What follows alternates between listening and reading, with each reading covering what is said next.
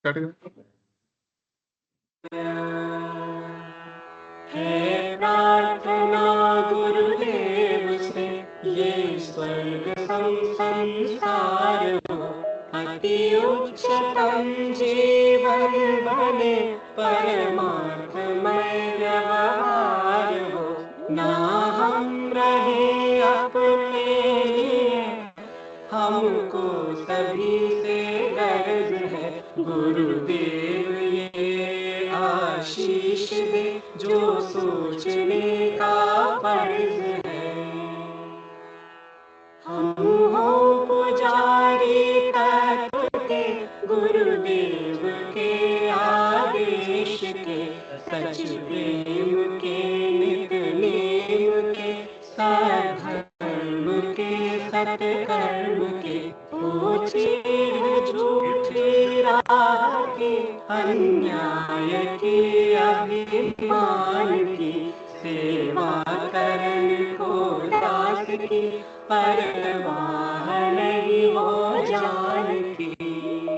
छोटे न हो हम बुद्धि से, हो विश्वमय से ईश्वर, को राममय और कृष्णमय, जगदेव में जगदीश में, हर इंद्रियों पर ताब कर, हम वीर हो अति धीर हो, उज्ज्वल रहे सर से सदा, निज धर्म रत खंबीर हो, अति शुद्ध हो आचार से, तन मन हमारा सर्वदा, आध्यात्म की शक्ति हमें पल भी नहीं करे जुदा, इस अमर आत्मा का हमें हर श्वास भरने गम रहे, गर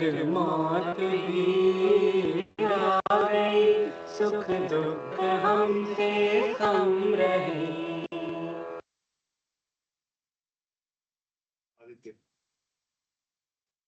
So today's topic is section 132, 132A, 132B and 133, 133A, which are related to search and survey carried out by Income Tax Department.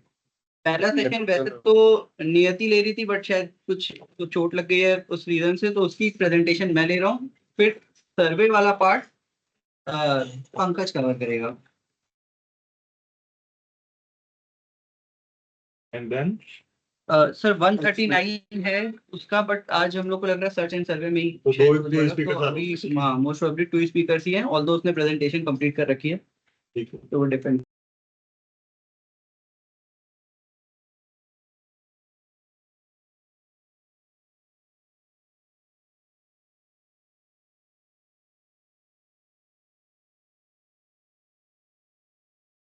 ये किसी ने पहले देखी हो अपने घर पे या रिलेटिव के यहाँ किसी क्या है? रिलेटिव रिलेटिव क्या सूटकेस में भर के निकाल लिया रात में। सूटकेस से रुपए निकाल नहीं मतलब उनको इन्फॉर्मेशन आई कि होने वाली है, तो पिछली रात उन्होंने सूटकेस में पैसे भर के गए छुपा दिया। कितना बड़ा। और वो फिर सूटकेस भी मिल गया उनको, सूटकेस वो छुपा ही रहा, वो छुपा रहा। सर्च हुई। तो इन्फॉर्मेशन मिली थी कि हो सकती है क्योंकि उनके किसी को। अच्छा, तो बेसिकली सर्च और सर्वे इनकम टैक्स डिपार्टमेंट की सबसे पावरफुल मतलब वेपन्स है। अगर उनको किसी को, जैसे अपन ने क्या होता है नॉर्मली, किसी ने आईटीआर भरी, उसने जैसे अभी बहुत से लोगों के बोगस डोनेशन के क्लेम आ रहे हैं, जिन्होंने अपनी इनकम कम करने के लिए डोनेशंस के वो दिखा रखे हैं। तो उनको क्या करता है, रिटर्न फाइल होने के बाद इनकम टैक्स डिपार्टमेंट का एक इंटेलिजेंस सॉफ्टवेयर है सीपीसी में बैंगलोर में, वो उसको स्क्रूटनाइज करता है। उसको लगता है कि हाँ इसमें कहीं दिक्कत है, तो वो उस रिटर्न को सेलेक्ट कर लेता है स्क्रूटनी के लिए, और फिर उसके बेसिस पे इनकम टैक्स डिपार्टमेंट से नोटिस आती है। फिर आप अपना जस्टिफिकेशन दो कि नहीं, हम मेरा डोनेशन सही था या मेरा जो क्लेम है एचआरए का वो सही है।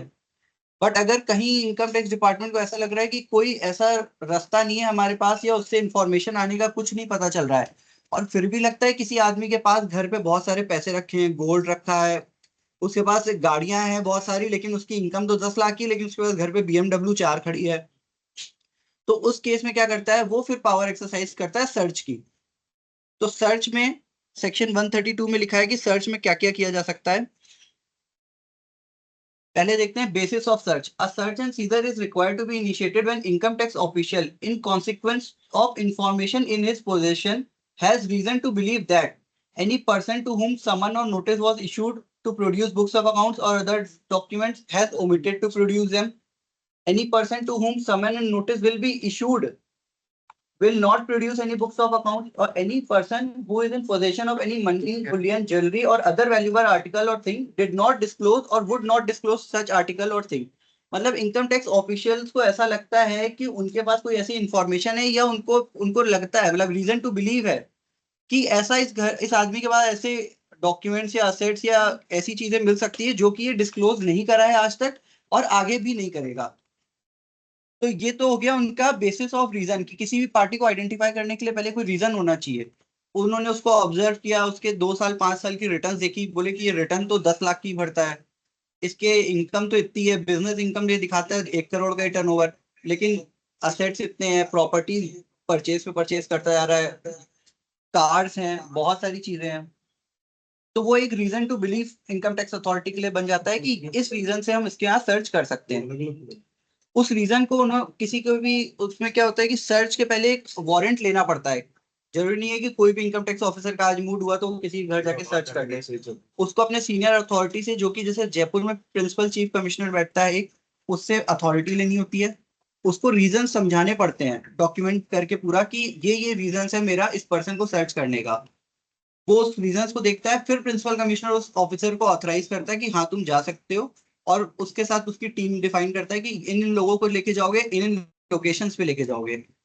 तो उसके पहले पूरे रीजंस को डॉक्यूमेंट करना पड़ता है। ऐसा नहीं है कि सिर्फ आपके मन में रीजंस, उसकी डॉक्यूमेंटेशन होना चाहिए, और वो डॉक्यूमेंटेशन प्रिंसिपल सीआईटी को देने के लिए दे के फिर अप्रूवल लेगा उससे। अब इसमें काफी सारे टैक्स ऑफिशियल है जिनकी डेजिग्नेशन है, जैसे प्रिंसिपल डायरेक्टर जनरल होता है, डायरेक्टर जनरल होता है, प्रिंसिपल कमिश्नर होता है, चीफ कमिश्नर होता है। तो अपन इनकम टैक्स अथॉरिटीज पे ये भी फोकस करते हैं, उनकी रैंकिंग्स पे नहीं जाते हैं। तुम अभी यही समझो कि सारे जो इनकम टैक्स ऑफिसर्स को अपन रेफर करेंगे जहां भी है। अब पावर्स ऑफ ऑथराइज ऑफिसर, जिनको प्रिंसिपल कमिश्नर ने ऑथराइज किया, उनके पास पावर्स क्या क्या है। Enter and search any building, place, vessel, vehicle, aircraft suspected of holding such books of accounts or other documents, money, bullion, jewelry और other valuable items। वो किसी भी बिल्डिंग में जा सकते हैं, किसी की गाड़ी सर्च कर सकते हैं, वो एयरक्राफ्ट में पर्सन कहीं ट्रैवल कर रहा हो आउट ऑफ इंडिया या कहीं भी विद इन इंडिया भी ट्रैवल कर रहा हो तो उस एयरक्राफ्ट में भी जाके उसका सर्च कर सकते हैं। मतलब इनकम टैक्स ऑफिशियल को जहां भी डाउट है कि इस पर्सन के पास कुछ ऐसा मनी बुलियन या कोई ऐसा एसेट है अभी उसके पास और जिसने डिस्क्लोज नहीं कर रखा है, तो उसके पास वो जाके सर्च कर सकते हैं, उसके घर पे जा सकते हैं। फिर क्या और पावर क्या है, break open locks of any door, box, locker, safe etcetera if keys are not available for access to the same. Suppose वो घर पे आए, उन्होंने आपकी खुद की पहले पर्सनल वो कर ली, चेकिंग कर ली, आपके पास कुछ नहीं मिला, फिर आपके स्टोर रूम में गए या बेडरूम में गए, लॉकर खोला उन्होंने, लॉकर सपोज जो खुल गया तो उसको तो खोल के जो सामान मिला उसको चेक कर लिया। सपोज गोल्ड ज्वेलरी मिल रही है उसको एक साइड रखते जाएंगे सारी चीज, कैश मिला उसको रखते जाएंगे। सपोज कोई एक ऐसा लॉकर मिला जो खुल नहीं रहा है, अब जो वहां पे क्लाइंट है जिससे असेसी है जिसके यहाँ सर्च करी उससे पूछा इसकी चाबी, तो उसने कहा इसकी चाबी तो हमें भी नहीं पता, ये तो बहुत टाइम से बंद है। तो उनके पास ये पावर है कि हम उसको तोड़ भी सकते हैं वहां पे, मतलब वो किसी हेल्प लेके या जो भी उसको तोड़ने के लिए अप्रोप्रिएट पर्सन उसको बुला के उस अलमारी को तोड़ सकते हैं वहां पे। सर्च इंडिविजुअल्स एंटरिंग और लीविंग और with in the mention premises if he is suspected of any books of accounts, other documents, money, Boolean, jewellery और अदर वैल्यूएबल आइटम्स। उस पर्सन को सर्च कर सकते हैं जो घर में हो उस समय, या घर में आने वाला हो या घर से जाने वाला हो। सपोज अकाउंटेंट है, वो रोज सुबह 10 से 2 आता है, वहां पे 2 घंटे बैठता है, 10 से 12 अकाउंट्स करता है वहां पे घर बैठ के, और वो उस दिन आने वाला है, तो अगर नहीं भी आया तो उसको बुला सकते हैं वहां पे कि तुम आओ, अभी तुम्हारा भी यहाँ पे सर्च में, और लैपटॉप लेके आओ जो अपना अकाउंट्स करते हो। घर में कोई मेड है, सपोज वो मेड वैसे फुल टाइम वहीं रहती है, 24 आवर्स की मेड है, बट सुबह सर्च हुई तो ऐसा नहीं कि वो घर चले जाए कि हाँ मेरा तो कोई लेना देना नहीं है, मैं तो इस घर की नहीं हूँ, तो नहीं, उसको भी वहां रुकना पड़ेगा, उसके ऊपर भी सर्च होगी, उससे रिलेटेड भी जो इन्फॉर्मेशन है उससे पूछेंगे, उसका भी रूम चेक होगा, उसका भी मोबाइल फोन अगर है तो उसका भी मोबाइल फोन चेक होगा, सारी चीज चेक होगी। Seizure any Seize any such article, books or documents or other documents found as a result of search. If article or thing in a stock trade in is a stock in trade of business, then it shall not be seized. Income tax department के पास power है कि घर में आए, उन्होंने देखा कि jewellery है, तो उनको लगता है कि ये ज्वेलरी एक रीजनेबल अमाउंट है, घर में 10 लोग हैं, उनको देख के लगता है कि यार इतनी ज्वेलरी तो एक रीजनेबल है, किसी के घर में होनी चाहिए, उसको नहीं छेड़ेंगे। लेकिन अनरीजनेबल मिलती है, मान लो खूब रीजनेबलनेस है कि हाँ 4 मतलब लिमिट बना रखी है, सपोज एक मैरिड वुमन के पास 500 ग्राम तक की ज्वेलरी होनी चाहिए, पर मिल रही है 5 किलो 500 ग्राम की जगह, तो उसको वो सीज कर लेंगे। कैश एक्सपेक्टेड है कि हाँ 10 लोग की फैमिली है तो 2,50,000 या 3 लाख रुपीज कैश होना चाहिए, घर में 50 लाख रुपीज कैश मिल रहा है, तो वो उसको सेपरेट करके उसको सीज कर लेंगे। और कोई बुक्स एंड डॉक्यूमेंट्स है, कोई सपोज डॉक्यूमेंट मिलता है, कोई घर पे अपने रोज लिखता है कि मैंने किसको कैश दिए, किससे कैश आए, मैंने प्रॉपर्टी कितने में सेल करी, परचेज करी, कोई ऐसी डायरी मिलती है घर पे, उसको वो सीज करके अपने साथ ले जा सकते हैं डायरी को। बट एक चीज का एक्सेप्शन दे रखा है कि कोई स्टॉक इन ट्रेड है, सपोज किसी का बिजनेस है और वो कोई ज्वेलरी का ही सपोज बिजनेस है, तो अब ऐसा नहीं, उसके घर पे जो ज्वेलरी का आइटम अगर वो प्रूव कर देता है कि वो स्टॉक इन ट्रेड है, या उसके शोरूम पे गए हैं सपोज सर्च करने और वो प्रूव हो रहा है कि हाँ ये स्टॉक इन ट्रेड का आइटम है, तो उसको सीज करके नहीं ले जाएंगे। ऐसा नहीं कि उसका शोरूम का सारा आइटम समेटा और खाली करके वहां से चले गए। स्टॉक इन ट्रेड जो शोरूम में है वो वैसे के वैसे ही लगे रहेंगे, ताकि वो अपना रेगुलर बिजनेस करता रहे। सर्च का मतलब ये नहीं हुआ कि उसको वहीं पे स्टॉप कर देंगे, उसको आगे बिजनेस नहीं करने देंगे, उसका जो रेगुलर स्टॉक इन ट्रेड के आइटम्स हैं उसको वो ट्रेड करता रहेगा। सब ज्वेलरी तो अपन ने एक एग्जांपल लिया, किसी का कोई भी चीज का अगर बिजनेस है, सपोज हार्डवेयर का है, कोई और प्लास्टिक आइटम्स का है, तो इसके स्टॉक इन ट्रेड को डिपार्टमेंट नहीं छेड़ेगा, और उसको वो बिजनेस में आगे उसको सेल परचेज कर सकता है जैसे कर रहा है। Identification marks, place marks of identification on any books of accounts or other documents or extract copies from them. कोई सपोज कोई ऐसा डॉक्यूमेंट मिल रहा है जो लगता है कि ये रेलेवेंट तो नहीं है ले जाने के लिए, या सपोज किसी की purchase deed, sale deed, registered sale deed मिल गई जिसमें सारे ट्रांजेक्शन उनको लगता है चेक के ही होते हैं, पर फिर भी, या फिर कोई एक ऐसा रूम मिला जहाँ पे बहुत सारे सामान रखे हैं, गोल्ड ज्वेलरी और वो नहीं है, लेकिन कुछ आर्टिकल्स है जो स्टॉक इन ट्रेड भी नहीं है, बट ऐसा लगता है डिपार्टमेंट को ये इतने यूजफुल भी नहीं है कि इनको हम अपने पास अपने साथ ले जाएं, तो वो वहां पे उस रूम में एक आइडेंटिफिकेशन मार्क लगा देंगे कि ये रूम हमारे परमिशन के बिना नहीं ओपन होगा। या फिर कोई बुक्स ऐसी है जो इनको लगता है कि ये तो सब रिकॉर्डेड है, बट उसमें भी वो एक आइडेंटिफिकेशन मार्क लगा देंगे कि इसमें से कोई डॉक्यूमेंट नहीं निकलेंगे जब तक हम नहीं कहेंगे। Require necessary facility. He can require any person who is in possession of an electronic record of any books of accounts or other documents to provide such facility. Suppose accountant आया, accountant को बुला लिया, उससे बोला laptop दो, उसने laptop दे दिया, उसमें दिख भी रहा है कुछ डेटा है, बट उसको इनकम टैक्स वाले ऑपरेट नहीं कर पा रहे, कोई पासवर्ड का इशू है, तो उससे पासवर्ड देने के लिए उसको अकाउंटेंट को वो फोर्स कर सकते हैं, प्रेशराइज कर सकते हैं, उसको पासवर्ड देना पड़ेगा। सपोज कोई ऐसा सॉफ्टवेयर है जो उस समय नहीं एक्सेस हो सकता है, या फिर कहीं ऑफिस से ही एक्सेस होगा, कोई पर्टिकुलर आईपी एड्रेस से ही एक्सेस होगा, तो उसके लिए वो उसको वो कर सकते हैं कि तुम इस आईपी एड्रेस से हो। सपोज अकाउंटेंट नहीं बताता, हर तरीके से वो मना कर देता है, तो इसमें ये भी है कि किसी भी पर्सन की हेल्प वो कर सकते, मतलब रिक्वायर जो इनको है, तो किसी को कोई बाहर से भी वो टेक्निकल अगर असिस्टेंस लेना चाहे, कोई किसी स्पेशलिस्ट को भी बुला सकते हैं कि इस लैपटॉप को ऑपरेट करने में हेल्प कर दो। तो ये तो है पावर्स उस ऑथराइज्ड ऑफिसर की जो इनकम टैक्स सर्च करने जाएगा। सर्च करने घर भी जा सकता है, ऑफिस भी जा सकता है, शोरूम भी जा सकता है, बिजनेस प्रेमाइसेस, वेसल, गाड़ियों की भी सर्च कर सकता है। काफी बार ऐसा होता है कि लोग गाड़ी से कैश लेके जा रहे होते हैं और इलेक्शन का टाइम चल रहा होता है, उनको कहीं ना कहीं आगे पुलिस वाले रोकते हैं, गाड़ी की नॉर्मल चेकिंग करते हैं, उसमें उसमें कैश मिल जाता है। तो ऑल्दो वो सर्च के उसमें नहीं है, मतलब इनकम टैक्स वाले तो वहां थे नहीं, वो तो पुलिस वालों ने चेक किया, बट उसके बाद जब वो कैश मिल जाएगा तो उसका फिर इनकम टैक्स वालों को मैटर रेफर कर सकते हैं, और वो उसको फिर सर्च के पावर्स में आ जाएगा। फिर उसके बाद वो उसकी गाड़ी से हो सकता हो, और भी उसके कुछ मोबाइल में मैसेजेस या कोई और ऐसा भी लगता है तो उसके घर भी जा सकते हैं उसके बाद वो। अब प्रोविजन टू पावर्स, ये तो पावर्स है, अब इसके मतलब पावर्स में कहीं कहीं लिमिट भी है कि क्या चीजें नहीं कर सकते। Where any building, place, vessel, vehicle, or aircraft is within area of jurisdiction of any authorized person, but such authorized person has no jurisdiction over the person referred to above clause, then he shall be competent to exercise power if he has reason to believe that any delay in getting authorization from authorized person having jurisdiction over such person may be prejudicial to the interest of revenue. इसमें ये है कि suppose warrant उसने officer ने authorisation तो लिया किसका, कि किसी एक के घर सर्च करने जा रहे हैं, उसके घर सर्च करने पहुंचे, पता चला कि इसका कैश का और जो भी नंबर 2 के रिकॉर्ड्स हैं या जो भी अनअकाउंटेड रिकॉर्ड्स है वो तो किसी तीसरे पर्सन के घर पे रहते हैं। अब उस पर्सन का ऑथराइजेशन तो है नहीं, तो ऐसा नहीं है कि इनकम टैक्स ऑफिसर उस थर्ड पर्सन के घर वैसे चले जाएं।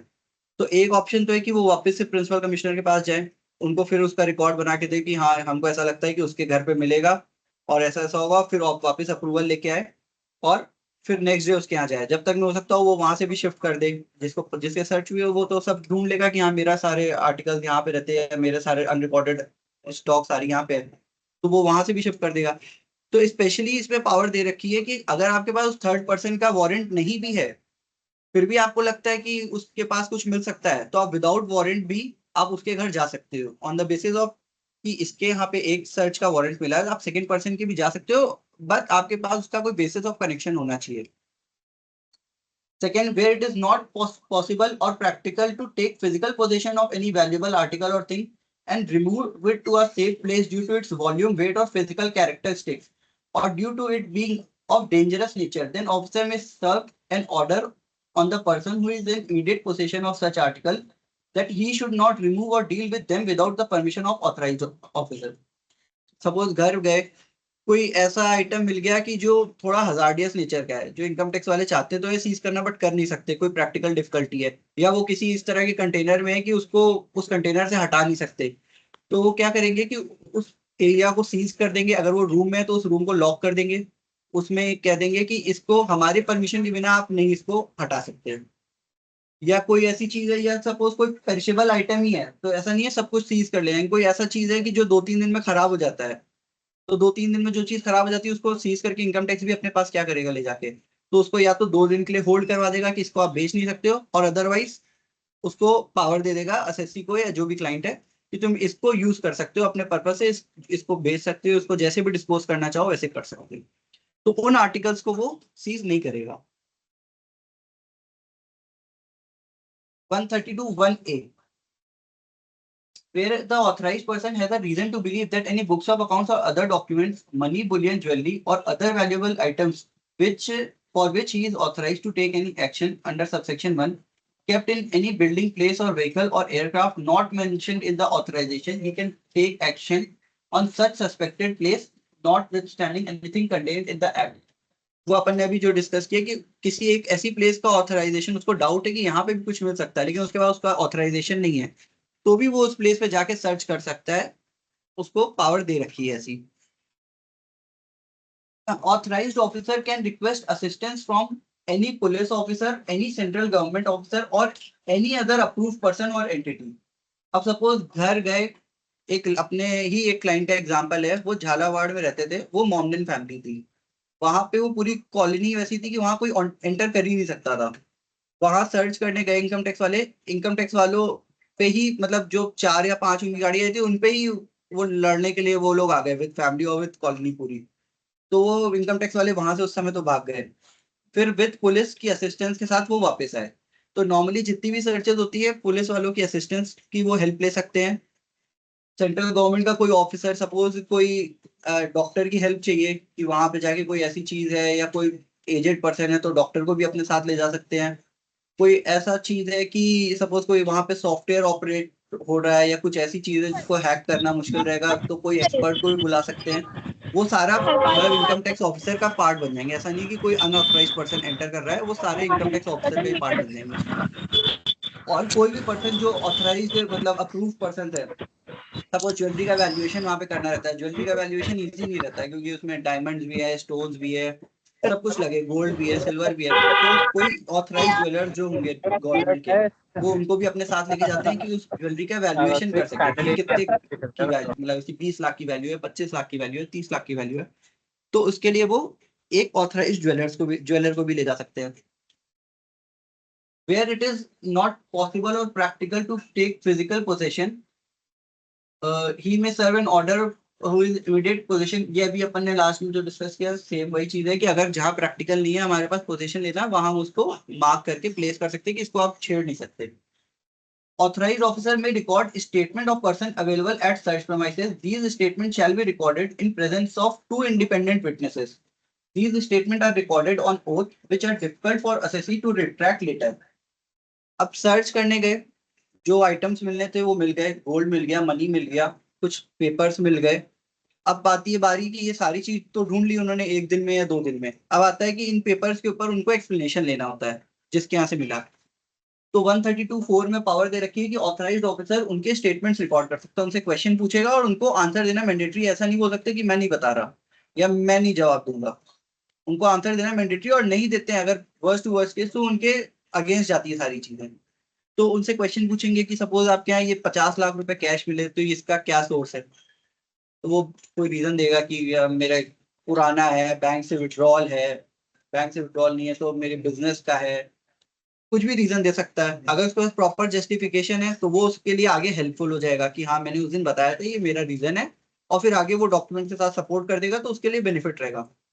सपोज नहीं दे पाता तो फिर वो इनकम टैक्स ऑफिसर वाले वो असेसी के अगेंस्ट यूज करेंगे कि ये अनएक्सप्लेन्ड है। और बाद में सपोज जब उसका असेसमेंट स्टार्ट होगा, एक सर्च में क्या होता है कि इनकम टैक्स डिपार्टमेंट में 2 विंग है, एक है इन्वेस्टिगेशन विंग, एक है असेसमेंट विंग। इन्वेस्टिगेशन विंग का तो काम है सर्च कंडक्ट करना, सर्वे कंडक्ट करना और इन्फॉर्मेशन लेके असेसमेंट विंग को देना। फिर असेसमेंट विंग उसको एग्जामिन करके क्वेश्चंस पूछती है असेसी से, उसके आंसर्स लेती है, उसके बाद इनकम टैक्स की फाइनल लायबिलिटी निकालती है कि टैक्स क्या बन रहा है। ऐसा नहीं है कि आज सर्च हुई तो कल परसों में उसको बता देंगे इतना टैक्स है। तो सर्वे वाले क्या करेंगे कि उससे पूछा, उसने आज नहीं बता पाया सपोज स्टेटमेंट के टाइम कि 50 लाख रुपए उसके पास कहाँ से आए, और कल को वो 2 महीने बाद वो अपने सीए लॉयर से डिस्कस करके वो कोई कहानी बना के लाता है कि ये 50 लाख रुपए तो यहाँ से थे, ये तो जेन्युइन है, इसको आप छोड़ दो। तो वो बोलेंगे जिस दिन आपसे सर्च में पूछा गया था आपने वो कुछ एक्सप्लेन नहीं किया, आपने इसके आसपास भी कोई एक्सप्लेनेशन नहीं दिया कि ये इस चीज का पैसा है। बाद में आप आके बोलते हो कि हाँ एक प्रॉपर्टी सेल करी थी उसके 50 लाख रुपीज आए थे, इसमें कैपिटल गेन अब मैं पे करूंगा, इस साल की रिटर्न में शो कर दूंगा। तो ये सारी चीज उस दिन क्यों नहीं बताई, उस दिन आए थे तो भाई प्रॉपर्टी के पैसे आए तो आपको पता था उस दिन 50 लाख रुपीज, आपने स्टेटमेंट के टाइम नहीं बताया। और चीजों पे एक्सप्लेनेशन पूछेंगे, जो डायरी मिली है कैश के और हिसाब मिले उस पे पूछेंगे कि ये क्या चीज के हैं, ये क्या किससे आया है पैसा। जैसे किसी का नाम लिखा है कि इससे आए हैं तो सुरेश से आए हैं, तो सुरेश कौन है, सुरेश कहाँ रहता है, उसकी पूरी आइडेंटिटी एक्सप्लेन करनी होगी अपने को। तो इनकम टैक्स ऑफिसर के पास पावर है कि जो भी उस समय सर्च में मटेरियल मिले हैं उसके ऊपर उनसे एक्सप्लेनेशन ले, उनके स्टेटमेंट रिकॉर्ड करे। और ये जो स्टेटमेंट रिकॉर्ड होते हैं ये ऑन ओथ होते हैं, मतलब आपको उसमें उसमें पहली वर्डिंग स्टेटमेंट्स में ऐसी रहती है कि मैं कसम खा के वो कहता हूँ, मतलब वो झूठ नहीं कह सकता। अगर जो झूठ कह रहा होगा तो फिर यही मान लिया जाएगा जो उसमें स्टेटमेंट में लिखा है सच है। और अगर वो झूठ निकलता है बाद में, कोई ऐसी चीज बोलती है जो एकदम बाद में प्रूव होती है कि ये तो जेन्युइनली साफ साफ झूठ बोल रहा था उस दिन, तो उसके ऊपर मतलब उसको इम्प्रिजनमेंट की भी उसमें वो है, तो 6 महीने तक जेल भी जा सकता है। तो उस समय उसको ऊपर उसको स्पेशली स्टेटमेंट रिकॉर्ड करते हुए पहले बताया जाता है कि ये चीजें हैं, ये कॉन्सिक्वेंसेज हो गए अगर तुम झूठ बोलते हो। तो वो सारी चीज उसको पढ़ाई जाती है, फिर उससे स्टेटमेंट रिकॉर्ड किया जाता है। तो उससे हर चीज का एक्सप्लेनेशन लिया जाता है।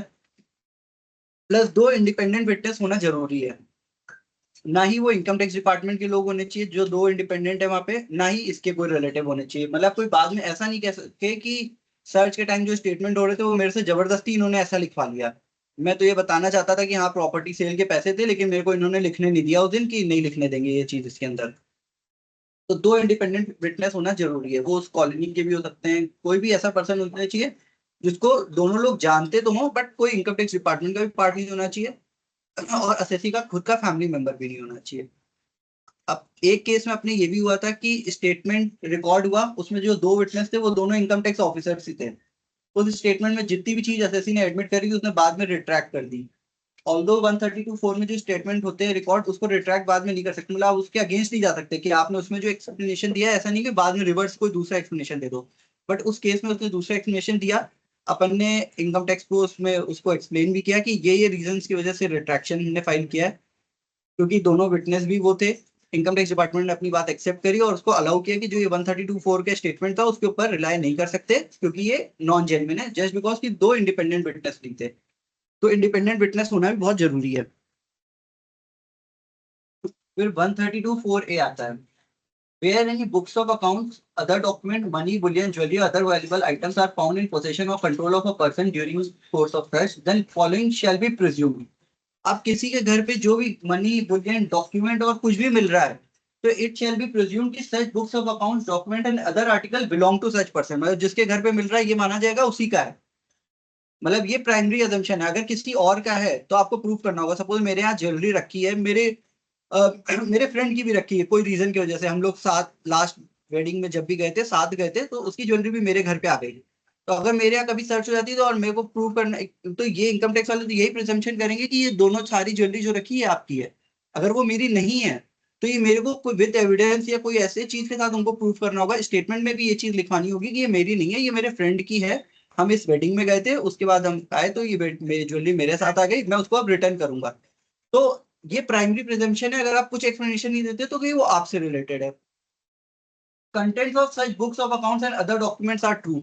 जो भी डायरी मिली है, बाद में ऐसे नहीं कह सकते ये तो मैंने रफ नोटिंग के लिए बना रखी थी, मैं तो ऐसे ही लिखता था कि किससे सुरेश के 50 लाख आए, उससे 10 लाख गए, ये कैश में मैंने लोन दिए और ये सब, ये तो मैं ऐसे ही लिखता था। ये नहीं है, अगर उस डायरी में जो लिखा है आपके घर पे मिली है तो इसको माना जाएगा उसमें सब कुछ सही लिखा है। The signature and any other part of books of accounts and other document which appears to be signed by or in handwriting of a person are in that person's handwriting. अगर कोई पेपर मिला है, suppose जो मेरे घर पे, मैंने कहा कि ये तो कोई बाहर से आया था और उसने रख दिया है, मेरे को पता नहीं उसने क्यों लिख के रखा है इसमें, क्या क्या ट्रांजेक्शन के बारे में लिखा है मेरे को नहीं पता। अगर वो आपके घर पे मिला है और आपकी हैंडराइटिंग में है तो ये माना जाएगा कि वो आपने लिखा है। और अगर आप हैंडराइटिंग नहीं प्रूव कर पाते कि मेरे से रिलेटेड नहीं है, मेरे किसी फैमिली मेंबर से नहीं रिलेटेड है, तो वो आप ही का माना जाएगा। उसका एक्सप्लेनेशन, उसके अंदर जो ट्रांजेक्शन लिखे हैं वो आपको ही एक्सप्लेन करना है, ऐसा नहीं है कोई और आके उसको एक्सप्लेन करेगा। किसी को कोई डाउट या कुछ पूछना है अभी? अपन आगे बढ़ते रहेंगे। कोई चीज सर्च सर्वे में और क्या चीज होती है अभी तक जो चल रहा है, समझ में आ रहा है सर? कुछ क्या समझ रहा है? हाँ पूछिए। जब उसमें अपने सर्च के रिजल्ट पे लिखा है कि अगर उनको डाउट है कि they will not furnish to some, तो किसका क्या बेसिस है कि they think that they will not?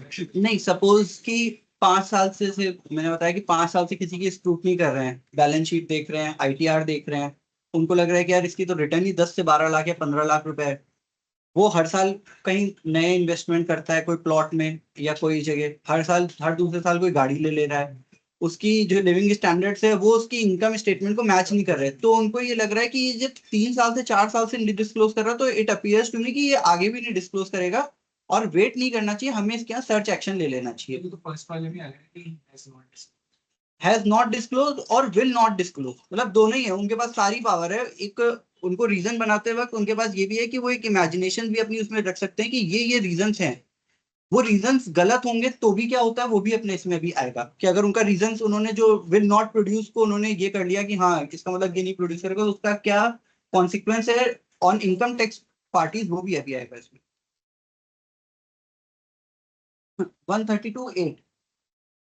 The books of accounts or other documents seized shall not be retained by authorized officer for period exceeding 1 month from the end of the quarter in which the order of assessment or reassessment or recomputation is made, unless the reason for retaining the same is recorded by him in writing and approval from the authorized officer is obtained. जो हमारे यहाँ से books of accounts या tally data या मेरा computer ले गया या मोबाइल ले गया, जो भी मेरे घर से लेके गया, मेरा जिस दिन असेसमेंट कंप्लीट हो जाएगा उससे 30 डेज के बाद तक उसको रिटेन नहीं कर सकते, फिर उनको उसे वापस करना होगा। आजकल नॉर्मली मोबाइल लैपटॉप लेके नहीं जाते, उसके डेटा क्लोन कर लेते हैं, बट कहीं कहीं प्रैक्टिकली प्रॉब्लम आती है कि जहाँ डेटा क्लोन नहीं हो पा रहा। अपने ये आलोक कोटावाला जी की ऑडिट पे कोई बच्चा जा रहा है, यहाँ पे है बैठा, उनके यहाँ वो निखिल भैया एक, उनका लैपटॉप, वो अकाउंट देखते हैं उनके ग्रुप का, उनका लैपटॉप का डेटा क्लोन नहीं हो पा रहा तो उनका लैपटॉप ही ले गया और वो आज भी उनको वापस नहीं मिल पा रहा है। तो अगर कहीं क्लोन होने में प्रॉब्लम आती है तो वो असेट ही, वो मतलब वो लैपटॉप या डिजिटल जो भी असेट है वही ले जाते हैं। लेकिन अगर असेसमेंट कंप्लीट होने के 30 डेज के अंदर उनको उसको रिटर्न करना पड़ता है। 30 डेज में नहीं रिटर्न करते तो एक प्रॉपर उनके पास रीजन होना चाहिए कि हम क्यों नहीं रिटर्न करना चाहते, या ये इसमें जो डेटा है वो हमारे कहाँ काम आएगा आगे।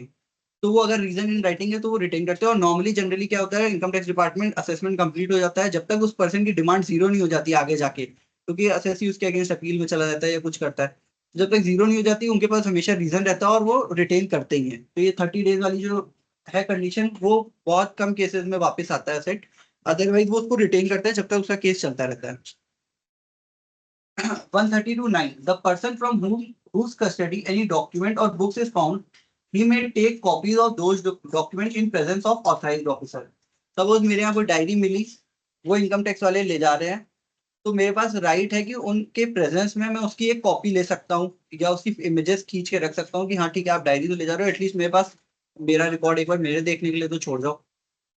If an authorized officer lacks jurisdiction over the individual concerned, seized assets, including books of accounts or valuables, must be transferred to the assessing officer with proper jurisdiction.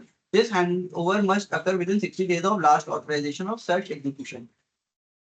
Suppose मेरे यहाँ सर्च हुई, मैं जयपुर में रहता हूँ, मेरे यहाँ कोई ऐसा कागज मिला जो किसी पर्सन से कनेक्टेड है, वो कोलकाता में रहता है, और एक पेपर मिला जो किसी पर्सन से कनेक्टेड है, चेन्नई में मिला।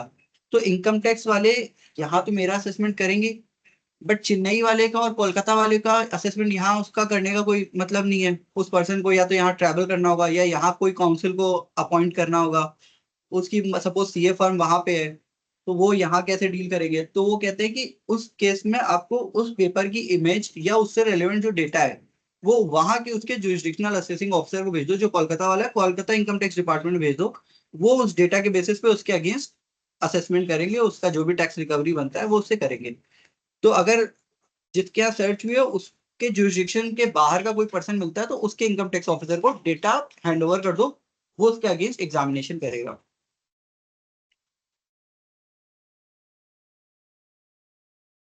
अब है प्रोविजनल अटैचमेंट ऑफ प्रॉपर्टी।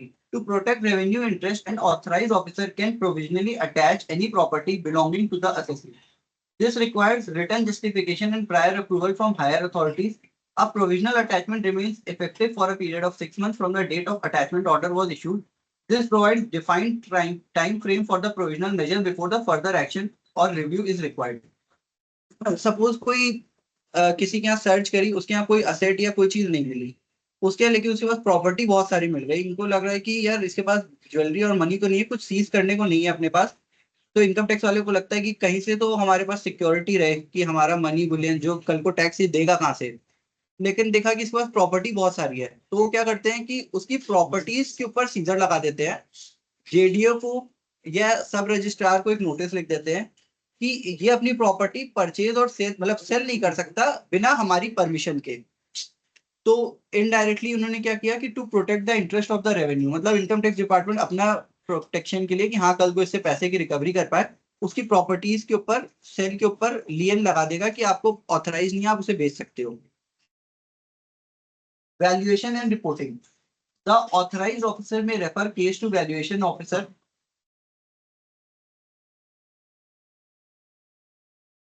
में the authorized officer may refer cases to valuation officer or an approved valuer to estimate the fair market value of seized property.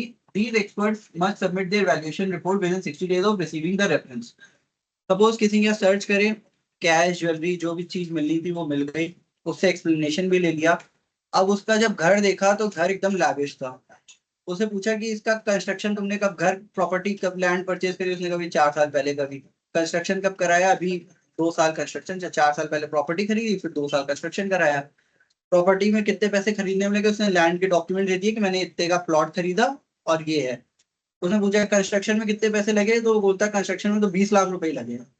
अब उस प्रॉपर्टी का एरिया, नंबर ऑफ फ्लोर्स, जो वहां पे equipments लगे हैं या जो भी फर्नीचर वर्क हुआ, उसको देख के लगता है कि यार ये 1 करोड़ या 1.5 करोड़ से कम में नहीं बन सकते इससे। और वो बोल रहा है कि मैंने तो 20 लाख रुपए लगाए हैं, उसके पास बैंक में सिर्फ 20 लाख रुपए के पेमेंट के सोर्सेज है, मतलब 20 लाख रुपए में से उसने 5 लाख कारपेंटर को दिए हैं, 5 लाख किसी सिविल वर्क वाले को दिए हैं, ऐसे ऐसे करके, और बाकी बोला बाकी पेमेंट का कोई सोर्स ही नहीं, उसने दिए ही नहीं, या तो उसने कैश में दिए हैं।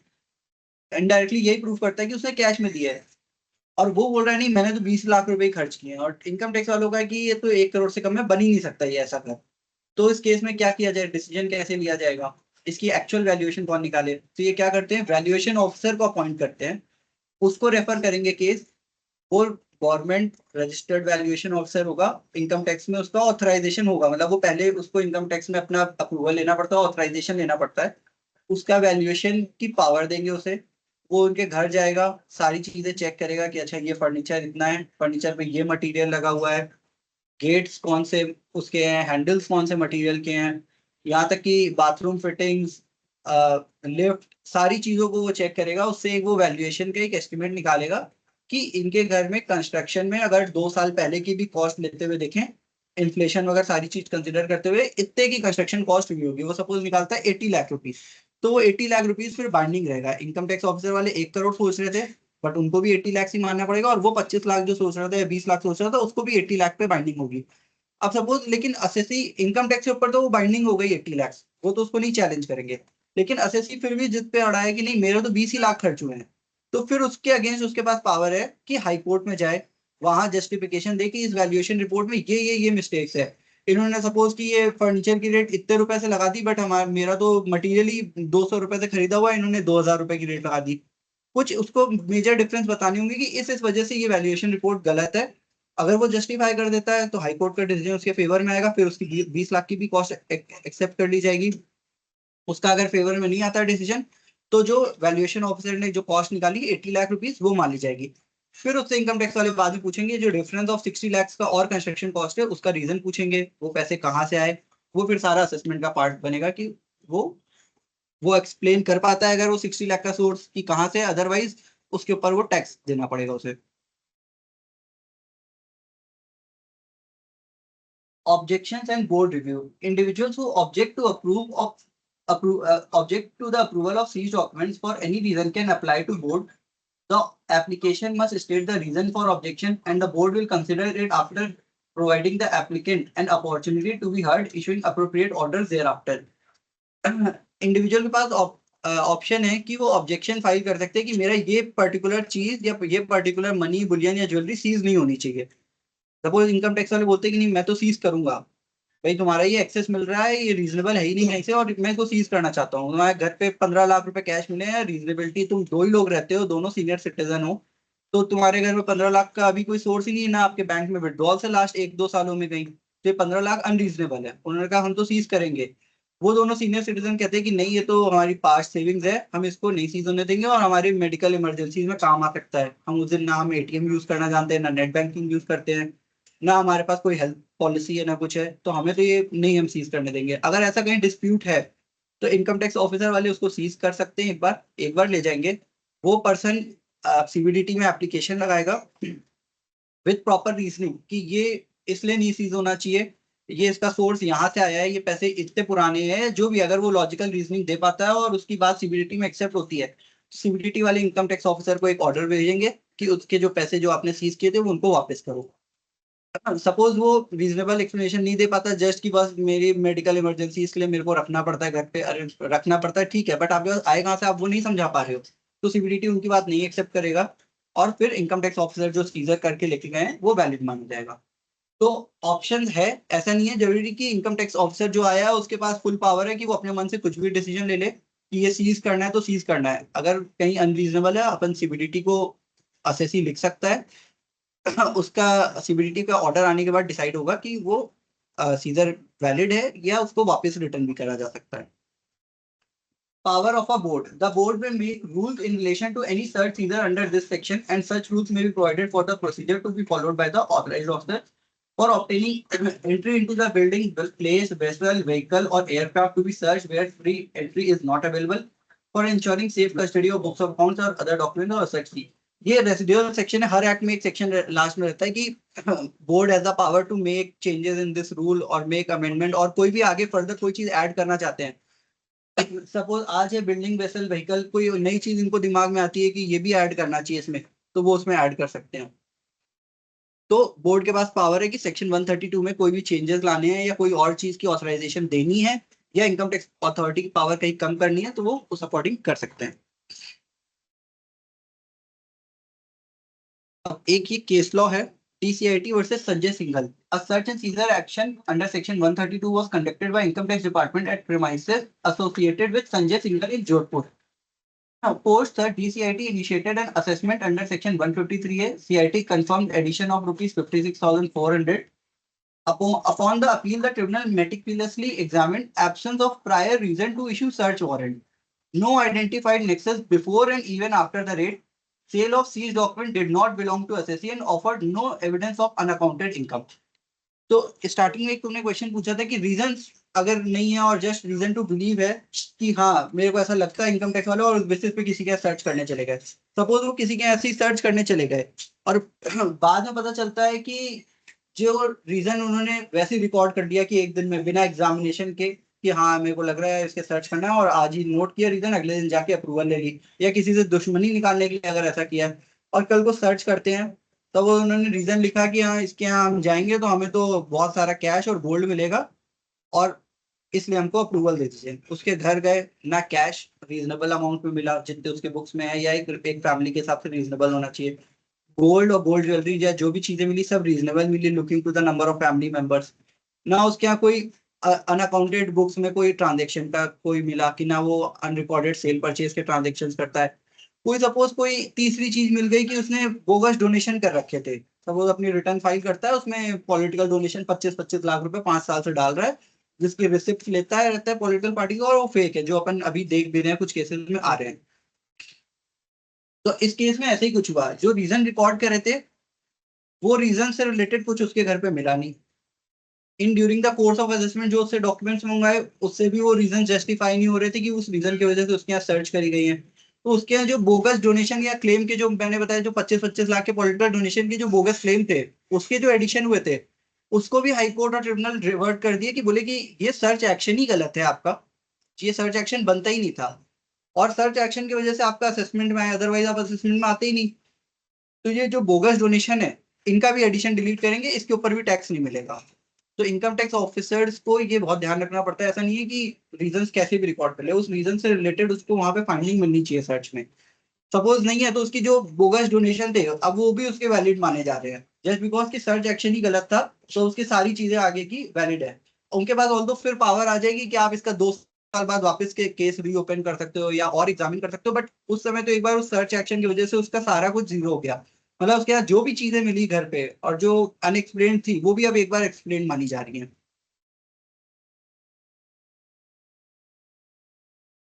PCIT versus Golden Goenka FinCorp Limited.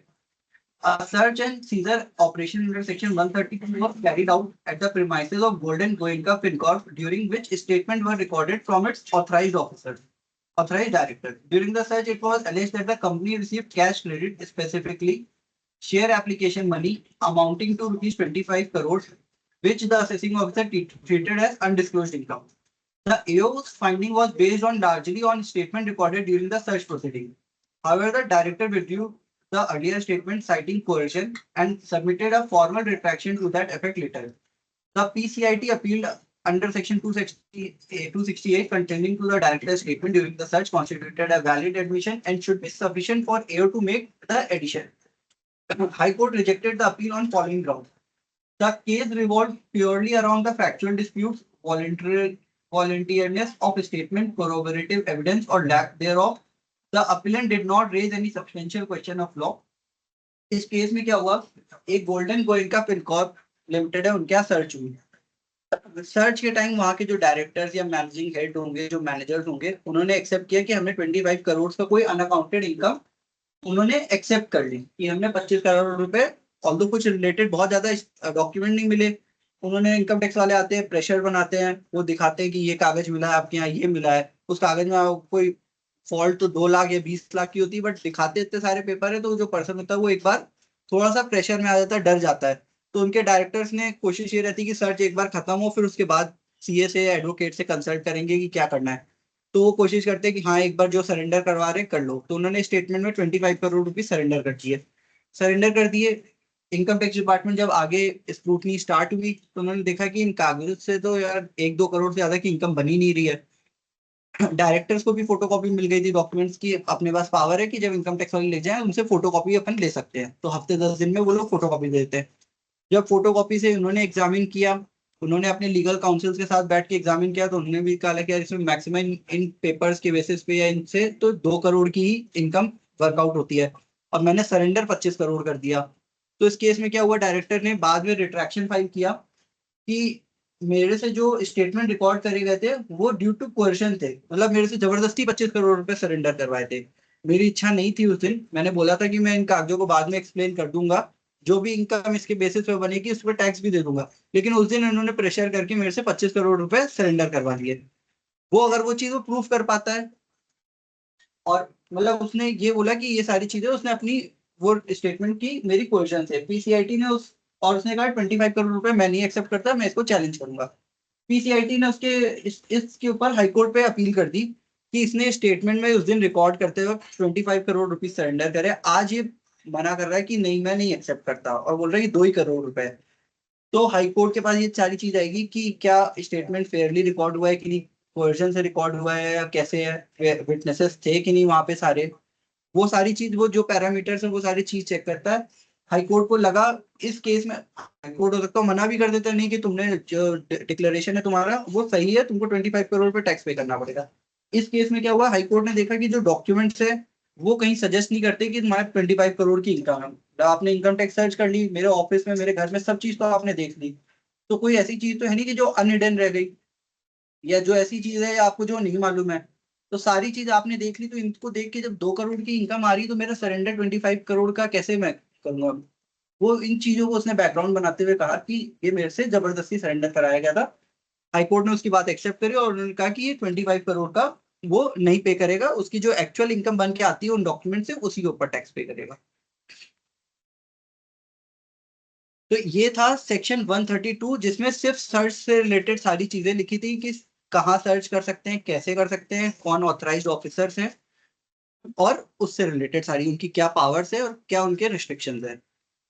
अब सेक्शन 132A है ग्राउंड्स फॉर रिक्वेजिशन कि this section grants specific income tax authorities the power to requisition books of account, other documents or asset held by other officers authorities under different laws। मतलब income tax authorities के पास power है कि जरूरी नहीं किसी के यहाँ सर्च ही करें, कहीं उनको लगता है कि यार कोई डॉक्यूमेंट है वैसे भी मिल सकता है, उससे मंगा के असेसी को नोटिस देके मंगा सकते हैं। मान लो सर्च जैसा नहीं है, इतना बड़ा केस नहीं होगा, उतनी चीजें नहीं मिलेगी, तो उसको नोटिस दे दिया कि तुम अपनी बुक्स ऑफ अकाउंट्स लेके मेरे ऑफिस आ जाओ। बुक्स ऑफ अकाउंट लेके ऑफिस आ गया, समन या नोटिस इशू करेंगे। ये इनकम टैक्स एक्ट 1961 है जिसने बनाई प्रेजेंटेशन, इसका पुराना लिख दिया। तो ये सेक्शन 132 में समन जाएगा, 132 में 132A में समन जाएगा, समन के अगेंस्ट में उससे इनकम टैक्स ऑफिसर कुछ भी इंफॉर्मेशन मंगा सकता है, उसको फिर वो क्या कहते हैं एग्जामिन कर सकता है, और उसके बेसिस पे अगर लगता है कि हाँ ये बुक्स ऑफ अकाउंट मेरे को रखनी चाहिए या इसकी फोटोकॉपी मेरे को चाहिए तो वो उसको रख सकता है। Grounds of requisition. Requisition is justified if books of documents are relevant to income tax proceeding and other person would not produce them upon their return from another authority's custody. Basically ये उस पे भी है कि अगर suppose मेरे documents किसी और के पास हैं और मेरे को लगता है कि उस ऑफिसर से मैं या किसी और डिपार्टमेंट में, सपोज जीएसटी डिपार्टमेंट में कोई ऐसे पेपर्स हैं जो मेरे को लगता है इनकम टैक्स प्रोसीडिंग में रेलेवेंट है, और जीएसटी वालों से अगर वो उसके पास आ जाएंगे जिस दिन असेसी के पास, वो इनकम टैक्स वालों को वो नहीं देगा। तो वो क्या करते हैं कि जीएसटी ऑफिसर्स को भी एक समन इशू कर सकते हैं कि ये जो डॉक्यूमेंट इस असेसी से रिलेटेड है इनकी कॉपीज या ओरिजिनल डॉक्यूमेंट हमारे ऑफिस भेज दो, तो वो वहां से मंगा सकते हैं। Grounds of requisition applied if assets represented undisclosed income or property and these assets are in custody of another officer or authority। उनको ऐसा लगता है कि यार इस पेपर में कोई ऐसी डॉक्यूमेंट्स या ऐसे ट्रांजेक्शन है जो ये इनकम टैक्स में डिस्क्लोज नहीं करता है, तो वो उसको मंगा सकते हैं। Section 132B outlines the process for applying assets seized under 132 requisition under section 132A of Income Tax Act. These assets can be used to recover existing liability under various tax law. 132B में लिखा है कि जो assets आपके घर से मिले search के टाइम में तो उसको कैसे यूज कैसे कर सकते हैं, उसका यूटिलाइजेशन कैसे होगा।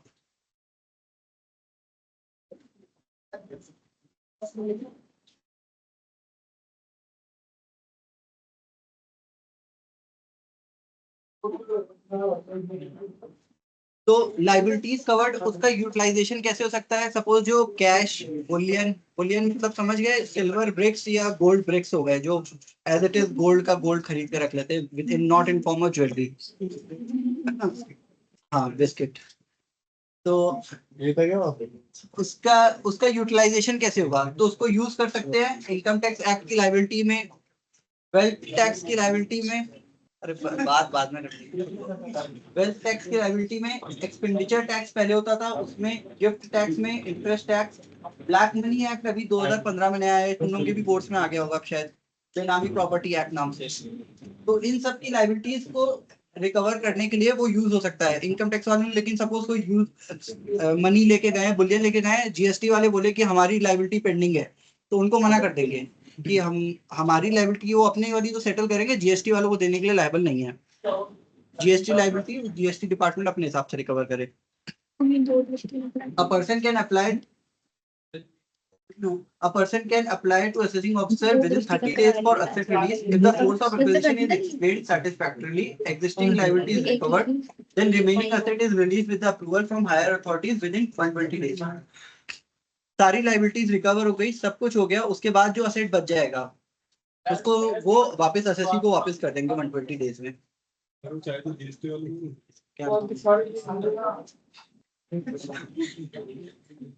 तन्वी तुम भी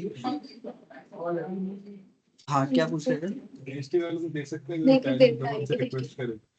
तो असेट दे नहीं सकते, डॉक्यूमेंट दे सकते हैं। नॉर्मली क्या होता है इनकम टैक्स में जो जैसे सर्च हुई, सपोज किसी के अनरिकॉर्डेड सेल के डॉक्यूमेंट मिले, टर्नओवर तो उसका 2 करोड़ और एक्चुअल में टर्नओवर 20 करोड़ पहुंच गया है, तो जीएसटी वालों को वो ये डॉक्यूमेंट हैंडओवर कर सकते हैं। तो जीएसटी अभी तो उसने 2 करोड़ में पे करी थी, अब उसको 18 करोड़ के ऊपर और पे करनी पड़ेगी, तो वो ये कर सकते हैं। बट असेट्स का अभी तक नहीं ट्रांसफर कर सकते आप, जो है वो आप अपनी लाइबिलिटी के लिए यूज करो।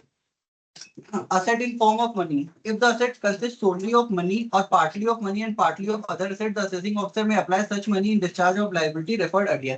Suppose उसके कैश भी मिला और ज्वेलरी भी मिली, तो पहले कैश का यूटिलाइजेशन होगा और उसके बाद अगर और लाइबिलिटी बच जाती तो ज्वेलरी से सेट मतलब यूज करेंगे, अदरवाइज ज्वेलरी उसको वापस कर देंगे। ऐसा नहीं कि कैश वापस कर दिया और ज्वेलरी बेच के फिर उसका टैक्स लगाया, तो पहले कैश को यूटिलाइज करेंगे।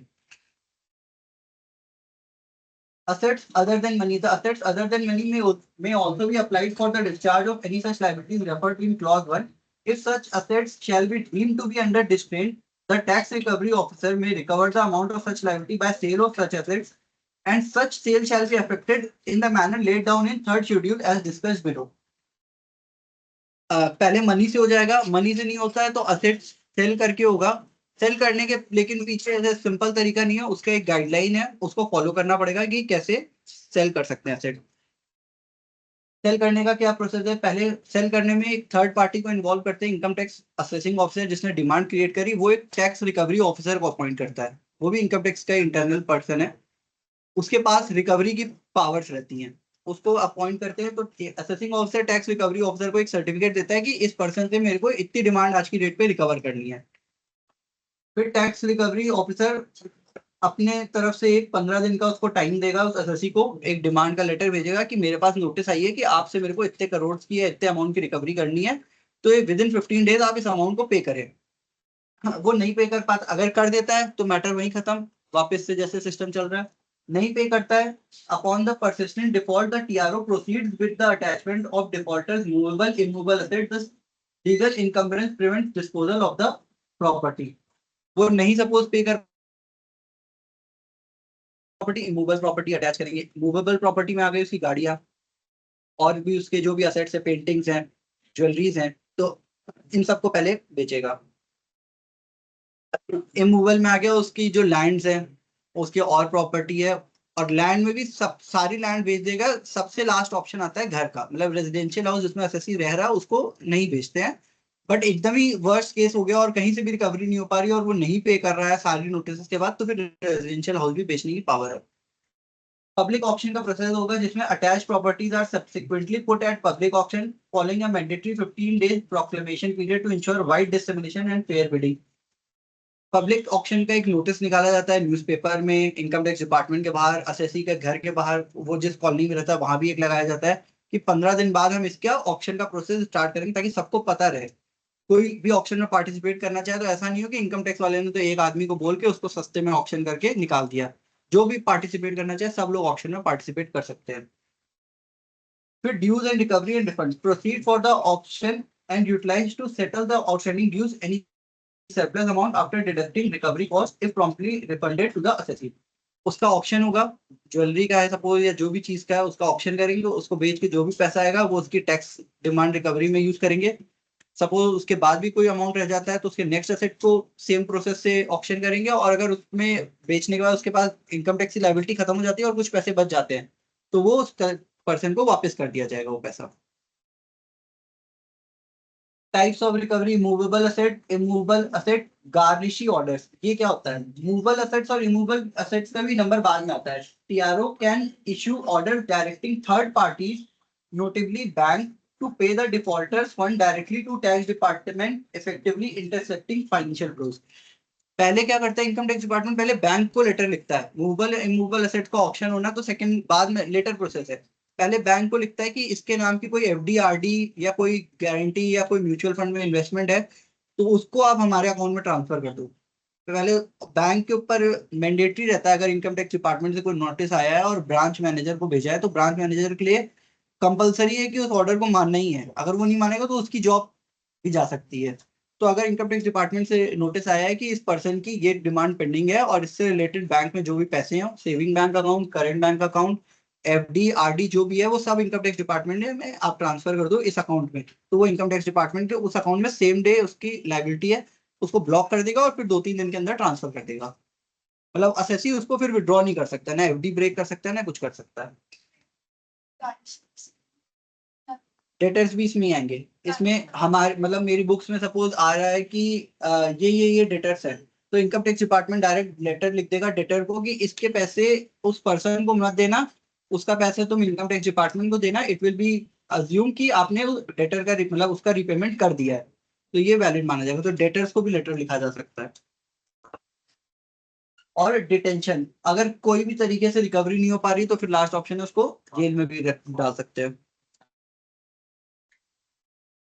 Safeguard for the assessee, safeguard for the assessee, इसमें पावर दे रखी है बट असेसी की उतना कोई सुनता है नहीं। इनकम टैक्स डिपार्टमेंट जब जो करना है उसको पता ही है।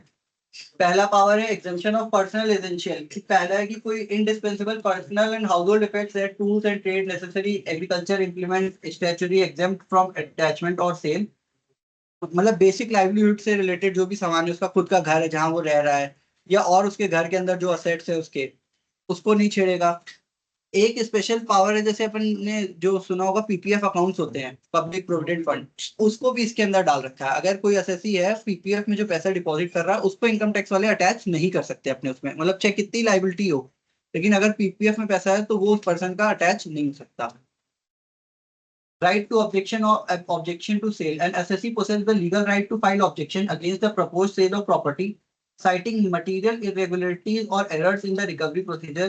Such objection may be adjudicated prior to the sale. उसने objection लगा दिया कि यार ये सेल का जो इनका तरीका है ये गलत है, सेल नहीं करना चाहिए, तो उसका पहले पूरी उसकी वो जो उसने क्लेम करे हैं वो उसका सुना जाएगा, उसका प्रॉपर एडजुडिकेशन होगा, फिर ही उसके बाद ऑप्शन या कुछ कर सकते हैं। अगर उसकी बात वैलिड लगती है तो सेल को प्रोसेस, जो ऑक्शन का प्रोसेस है उसको स्टॉप कर दिया जाएगा। Setting aside sale, if it is subsequently established that the sale proceeds caused sale proceeding caused substantial injury to the assessee due to material irregularity or fraud in its conduct, the sale can be legally set aside by the competent authority. उसकी कोई immovable property suppose cell कर दी, कल को वो साल भर बाद या 6 महीने बाद ये प्रूव कर देता है कि ये जो सेल करा है ये इनकम टैक्स वालों ने थोड़ा मतलब कोई अपनी पावर्स का मिस यूज करके और गलत तरीके से सेल किया, इसकी प्रॉपर्टी की एक्चुअल वैल्यू थी 2.5 करोड़, इन्होंने उसको बेच दिया 1.5 करोड़ में। बेचा किसको है? अपने कोई नोन पर्सन को बेच दिया, है ना। तो कल को ये प्रूफ कर देता है अगर वो, तो वो सेल जो है वो भी इनवैलिड मानी जाएगी और वो प्रॉपर्टी अपनी उसके वापस उसके नाम आ जाएगी। वो 1.5 करोड़ को जो भी यूटिलाइजेशन है, ऑल्दो उसकी डिमांड वापस से बढ़ जाएगी उससे अमाउंट से, लेकिन वो उसको चैलेंज कर सकता है कि ये सेल गलत तरीके से करी गई है।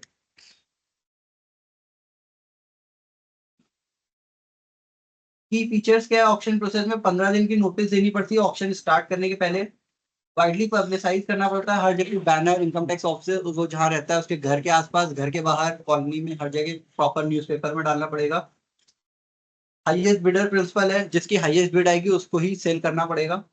PRO confirmation, tax recovery officer confirms the sale only after the meticulous review of entire process, ensuring adherence to all the procedural norms and addressing any objection raised. PRO tax recovery officer जिसने ये पूरा option का और cell का process किया है, वो check करेगा कि सारी चीजें प्रॉपर्ली फॉलो हुई हैं, जो डॉक्यूमेंटेशन होनी थी वो सही है और सब कुछ लीगल तरीके से हुआ है, तो वो उसको अश्योर करना पड़ेगा। Return of remaining assets, the remaining assets after adjustment of all liabilities are discharged must be immediately returned or paid to the person from whom custody they were seized. Excess पैसा बच जाता है उसको वापस देना। Central government pays simple interest at the rate 0.5% per month to the excess amount calculated from 120 days after the search or acquisition execution until the assessment completion. Central government 0.5% interest भी देती है. सपोज मेरे यहाँ search हो गई, मेरे यहाँ से जो कैश और ज्वेलरी लेके चले गए, उन्होंने अपने पास रख लिया सारा कैश और वो. अब मेरी लाइबिलिटी जो निकल के आती है वो मेरे यहाँ घर से मिला 50 लाख रुपीज का कैश और मेरा लाइबिलिटी बन के आती है लास्ट में 20 लाख रुपीज. तो इनकम टैक्स डिपार्टमेंट ने जो 30 लाख रुपीज एक्स्ट्रा मेरे पास से लेके गए थे और जो साल 2 साल जो भी इस प्रोसेस में टाइम लगा असेसमेंट कंप्लीट होने में, जो उन्होंने अपने पास रखा, ऑल्दो मेरी इतनी लाइबिलिटी नहीं बनती थी, तो उस 30 लाख पे मेरे को विद इंटरेस्ट 0.5% पर मंथ, मतलब 6% एनुअल इंटरेस्ट के साथ वापस मिलेगा. तो प्रेजेंटेशन अपनी यहाँ पे खत्म हो गई. मैंने कुछ डॉक्यूमेंट्स लगाए हैं कि एग्जैक्टली दिखते कैसे हैं सर्च में जो डॉक्यूमेंट्स बनते हैं. ये एक पंचनामा बनता है सर्च में, जिसमें ये लिखा रहता है कि ऑथराइज्ड ऑफिसर कौन है, कौन आया हुआ है, किसके यहाँ जा रहे हैं, उस पर्सन का नाम रहता है, उसका एड्रेस क्या है, कौन कौन ऑफिसर आए हैं, उनकी क्या डेजिग्नेशन है. ये थोड़ा लाइट है, साफ नहीं दिख रहा होगा, तो वैसे ही मैं बता दे रहा हूँ. तो उसमें सारी चीज लिखा रहता है. फिर सेकंड, ये वो थोड़ा लाइट है.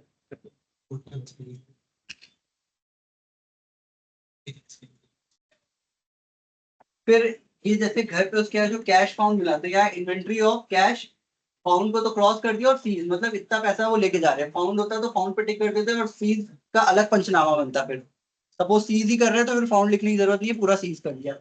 500 की नोट इतनी मिली, 2800, 14 लाख रुपए ये. 200 की नोट इतनी मिली, 100 की नोट ये मिली, तो total 15 lakh rupees. In presence, this inventory is prepared in presence of FST team and assessee and police. पूरा लिखते हैं कि इन लोगों के सामने मैंने काउंट किया और ये पैसा हम लेके जा रहे हैं. Rights of the person search, उसके राइट्स क्या क्या हैं जिसके यहाँ सर्च हो रही है. To see the warrant of authorisation duly signed and sealed by the issuing authority. Authorisation देखने की पावर है कि हाँ जो पर्सन आया है वो सही तो है. कई बार अपन देखते हैं कि कोई फेक आदमी भी घुस के कहीं सर्च ना कर दे किसी के. स्पेशल 26. हाँ स्पेशल 26 है. हाँ. To verify the identity of each member of the search party. जो सर्च पार्टी आए उनकी आइडेंटिटी चेक कर सकता है, उनको बोल सकता है कि आप अपना आधार और पैन दिखाओ. ऑल्दो नहीं करता कोई भी इतना, लेकिन कह सकता है, उसके पास पावर है. To have at least 2 respectable independent residents of the locality as the witness. आसपास के एरिया में से 2 इंडिपेंडेंट विटनेस बुला सकता है. To have personal search. कर सकते हैं सारी सर्च इधर तक हो गया, लास्ट में कह रहे हैं कि बस साइन करने आ रहे हैं इंडिपेंडेंट जो विटनेस है. हाँ वो गलत है. वो अगर आपका है तो आप उसको हाई कोर्ट में चैलेंज कर सकते हो कि ये मेरे साथ ऐसा ऐसा हुआ, इन्होंने इंडिपेंडेंट विटनेस नहीं बुलाए, जो सर्च में हुआ है वो सारी चीजें गलत है. हो सकता है हाई कोर्ट उसको रिलाई करते हुए बहुत सारी चीजें आपके फेवर में कह दे कि हाँ जो असेसमेंट में सरेंडर की इनकम वो नहीं मानी जाएगी, ये जो काउंटिंग हुई है वो नहीं मानी जाएगी. बहुत सारी चीजें अपने फेवर में आ सकती है, वो कह सकता है. To insist on personal search of females by another female only with strict regard to decency. Female की सर्च के लिए हो सकता हो कि वो बोले कि फीमेल ऑफिसर ही जरूरी है, इसको कर सकते हैं. To have a copy of panchnama together with all annexures. वो क्या क्या लेके जा रहे हैं, पंचनामा की कॉपी, कौन ऑफिसर आया था, वो सारी चीज की डिटेल मांग सकते हैं कि मेरे घर से कैश कितना जा रहा है, ज्वेलरी कितना जा रहा है. To put his own seals on the packages containing the seized assets. मतलब इनकम टैक्स डिपार्टमेंट वाले तो सील लगा रहे हैं, पर कहीं ऐसा तो नहीं कि वही इनकम टैक्स डिपार्टमेंट जाके उसमें गड़बड़ करते हैं. तो वो भी चाहे अपना कोई धागा या कुछ बांध सकता है. सपोज ज्वेलरी का बॉक्स सीज हो रहा है, सील हो गया, तो अब उसकी वैल्यूएशन हो गई, अब उसको बंद करते हैं, तो उस पर एक मोल्ड, वो एक सील आती है, वो मोल्टन समथिंग होती है, तो वो उसको वो कर देते हैं, सील कर देते हैं. तो अब वो भी चाहे तो अपना उसमें कुछ धागा वागा बांध सकता है कि भाई मेरे जब चेक करूँ तो इसी तरीके से मिलना चाहिए ये. Women having occupancy of an apartment to be searched has a right to withdraw before the search party enters if according to the custom she does not appear in public. अगर कोई ऐसा कस्टम या कोई कहता है कि वो कि सर्च पार्टी के सामने वो नहीं बैठना चाहती है, वो नहीं है, तो वुमेन के पास पावर है कि वो उस समय वहां से एग्जिट कर सकती है. To call medical practitioner if he is not well. अगर क्लाइंट जिसके यहाँ सर्च करने हैं अगर वो ठीक नहीं लग रहा है, उसको हेल्थ सही नहीं लग रही है या उसको घबराहट हो रही है कुछ हो रही, तो किसी मेडिकल पर्सन को बुला सकता है. To have his children permitted to go to school after the searching of their bags. अगर बच्चे स्कूल का टाइम हो रहा है तो उनको नहीं रोक सकते, यानी कि सर्च हुई है तो आज घर पे बैठे स्कूल की छुट्टी, स्कूल जा सकते हैं, बट उसको उसका बैग चेक होगा। एक अपनी सर्च के क्लाइंट था अलवर में, मदन लाल गुप्ता। उसके क्या हुआ कि उसने इसी बच्चों को स्कूल भेजने का बहाना और खुद का फेंट होने का बहाना लेते हुए वो डॉक्टर के गया और वो अपने साथ शायद 20-25 लाख रुपए कैश घर से ले भी गया था। मतलब इनकम टैक्स ऑफिसर उसको चेक नहीं कर पाए थे। तो ये उसकी राइट होती है, बट उसने उसको मिसयूज कर लिया एक तरीके से। To call to inspect the seal placed on various receptacles sealed in course of earlier search and subsequently reopened for continuation of search। कि जो सील प्लेस्ड ऑन, मतलब सपोज क्या होता है, सर्च कभी कभी होता है कि 3 दिन हुई, फिर उसके बाद 1 दिन का ब्रेक आ गया और बोल दिया कि अब ये जो रूम है ना, इसकी सर्च हम आपके 10 दिन बाद आके करेंगे। तो वो रूम लॉक करके चलेगा, उसको आके वापस सील चेक कर सकते हैं कि सारी चीज सही है। To have a facility of having meal at normal time. खाना मेरे को नॉर्मल टाइम पे खाने दिया जाएगा, ऐसा नहीं है सर्च हो गया तो कोई बहुत बड़ी चीज हो गई, खाने का टाइम पे खाना मिलेगा। To have a copy of any statement before it is used against him in the assessment of prosecution। जो भी स्टेटमेंट रिकॉर्ड हुआ है उसकी कॉपी प्रोवाइड करेगा इनकम टैक्स डिपार्टमेंट अपने को।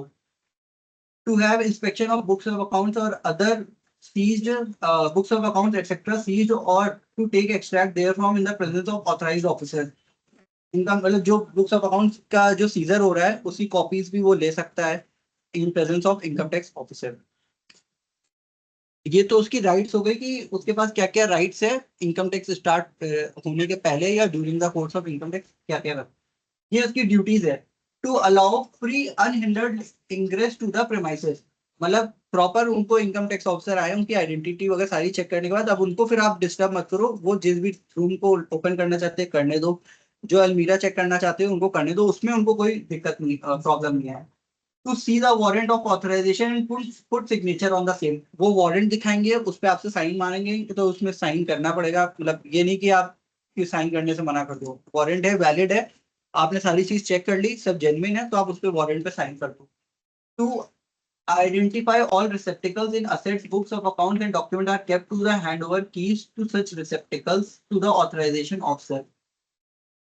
जो भी बुक्स ऑफ अकाउंट्स और वो जो भी इम्पाउंड किया है उससे रिलेटेड जो भी सील सही लगी है कि नहीं, जो ऑथराइजेशन, जो सपोज कोई एक रूम लॉक करके गए तो वो रूम का लॉक की चाबी अगर सारी चीज प्रॉपर हैंडओवर हो गई है कि नहीं।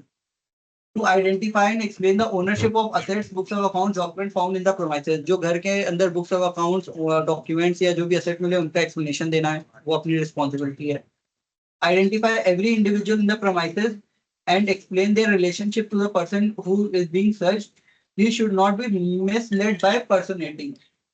If he cheats or pretending to be some other person, knowingly substitutes or person for another, if an offense punishable under section 416 of IPC। मतलब घर के अंदर कौन कौन है, उनसे आपका क्या रिलेशन है, सारी चीज एक्सप्लेन करनी होगी। ये नहीं कि उसको कोई और पर्सन बता के या उसका नाम बदल दो या कुछ कर दो, जो चीज जेन्युइन है उसको वैसे बतानी। नॉट अलाउ और encourage entry of unauthorised person into the premises. कोई बाहर से पर्सन जो नहीं, जिसको इनकम टैक्स वाले नहीं अलाउ कर रहे हो, आप उसको फोर्सफुली ये नहीं बोलोगे कि नहीं तुम तो कि आ ही जाना, तुम तो इतने लोग हो 10 लोग घुस जाने घर में, वो नहीं अलाउ कर, आप वो नहीं करोगे। Not to remove any article from its place without knowledge और notice of a authorised officer. कोई भी चीज वहां से हटाओगे नहीं, घर के अंदर जो जैसा है उस समय वैसे ही छोड़ दोगे, या हटाओगे तो उनसे पूछ के हटाओगे ऑफिसर से। To answer all the queries truthfully and to the best of his knowledge. सारी चीजों का करेक्ट आंसर दोगे जितना आपको उस समय, जो भी आपके उस समय नॉलेज में। ऐसा नहीं है कि एग्जैक्ट सारी चीज का कैलकुलेशन बताओ, लेकिन जितना आपको पता है वो आप अपने हिसाब से सही बताओगे।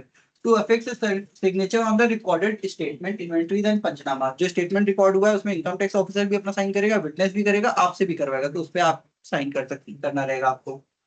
To ensure that peace is maintained throughout the duration of search and cooperate with search party in all respect, so that search action is concluded at the earliest and in a peaceful manner। Peaceful way में search जो चल रही है उसमें उनको coordinate करोगे, वो जो चीजें मांगते हैं आपसे वो उनको बताओगे। मतलब उसमें अंदर घर के अंदर कोई हल्ला करने की जरूरत नहीं है। Similar cooperation should be extended even after the search action is over, so as to enable one authorized officer to complete necessary follow-up investigation at the earliest। Search complete हो जाएगी उसके बाद फिर भी आपसे वो जो डॉक्यूमेंट्स या जो भी एक्सप्लेनेशन मांगेंगे उसमें आप उनको कॉपरेट करोगे। तो ये ड्यूटी है ऑफ अ पर्सन सर्च्ड। अब कुछ एग्जांपल्स लिए हैं, एक दो पेजेस ही हैं कि किस तरह के डॉक्यूमेंट मिलते हैं। तो ये है, एक पर्सन है, ये जे ओबराय केटरिंग का अपने पास रिसेंटली केस आया है। तो उनके यहाँ जब सर्च हुई तो व्हाट्सएप चैट मिली कस्टमर से। तो एक ही कोई पर्सन है मौर्य भेल, इसने कोई बुकिंग करवाई होगी। तो इसका मैसेज आया कि और अभी तक आया क्या तेरे पास, तो इसने लिखा 7.62 फ्रॉम गगन अंकल, 2.414 मैंने बिल काट दिया है, 5% जीएसटी। और फिर नीचे टोटल बना के भेजा 30,90,000, total amount 30,99,950, received 760, remaining balance 23, मतलब 30 लाख में से 7 आ गए और 23 बचे हैं। फिर नीचे लिखता है इन कैश 21 लाख और इन चेक 2 लाख, मतलब 23 में से 21 चेक आ गए, 21 कैश आ गए और 2 चेक आ गए।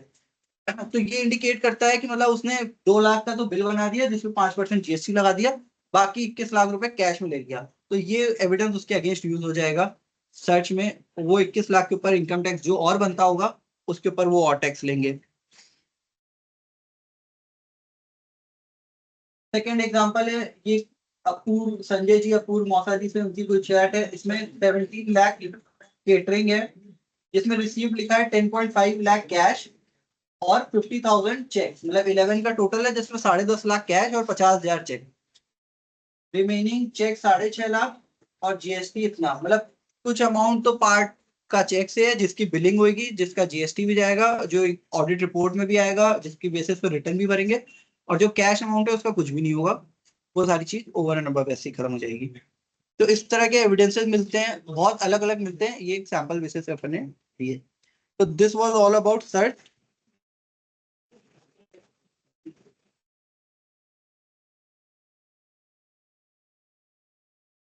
अब सर्वे कवर करेगा पंकज, तो उसको भी अपन साथ साथ डिस्कस करते चलेंगे।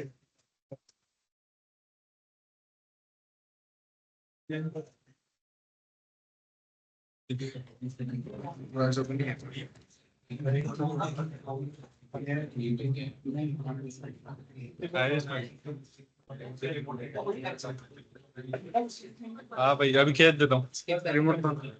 ये सीधा लाभ तक रिमोट में अब इसमें व्हाट्सएप चलेगा उसमें पीटी है। अरे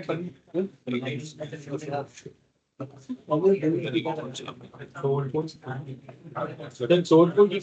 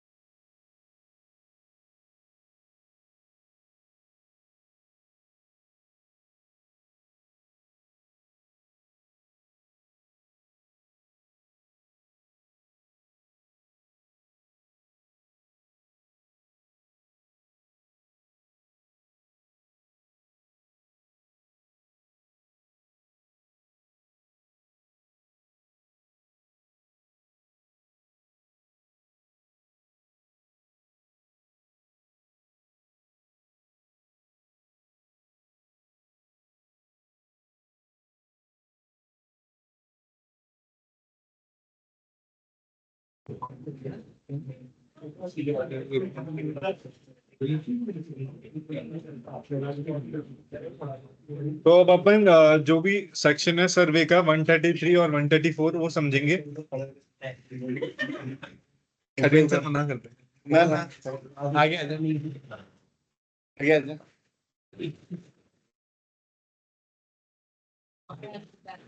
अभी प्रेजेंटेशन के बाद वो बोल रहा है अभी की होगी कंप्लीट।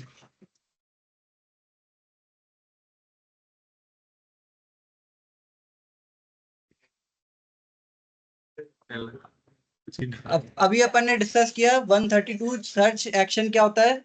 अब ये डिस्कस करेगा कि सर्वे में क्या होता है। पहले एक सेक्शन है 133, ये power to call for information, ये छोटा सा, इसको डिस्कस करके फिर 133 ए पे आते हैं अपन। तो 133 होता है power to call for information. इसके अंदर क्या होता है कि जो भी अथॉरिटी मतलब इनकम टैक्स अथॉरिटी वो किसी भी एसएससी को, फर्म्स को, एचईएफ्स को, ट्रस्ट को, ब्रोकर्स, एजेंट, सबको किसी को भी इंफॉर्मेशन के लिए कॉल कर सकता है। ये तब भी कर सकता है जब कोई प्रोसीडिंग पेंडिंग नहीं है। जरूरी नहीं है कोई भी एसएससी के खिलाफ कोई पहले प्रोसीडिंग पेंडिंग है तो ही उसकी इंफॉर्मेशन मंगाए, वो जनरली भी मंगा सकता है।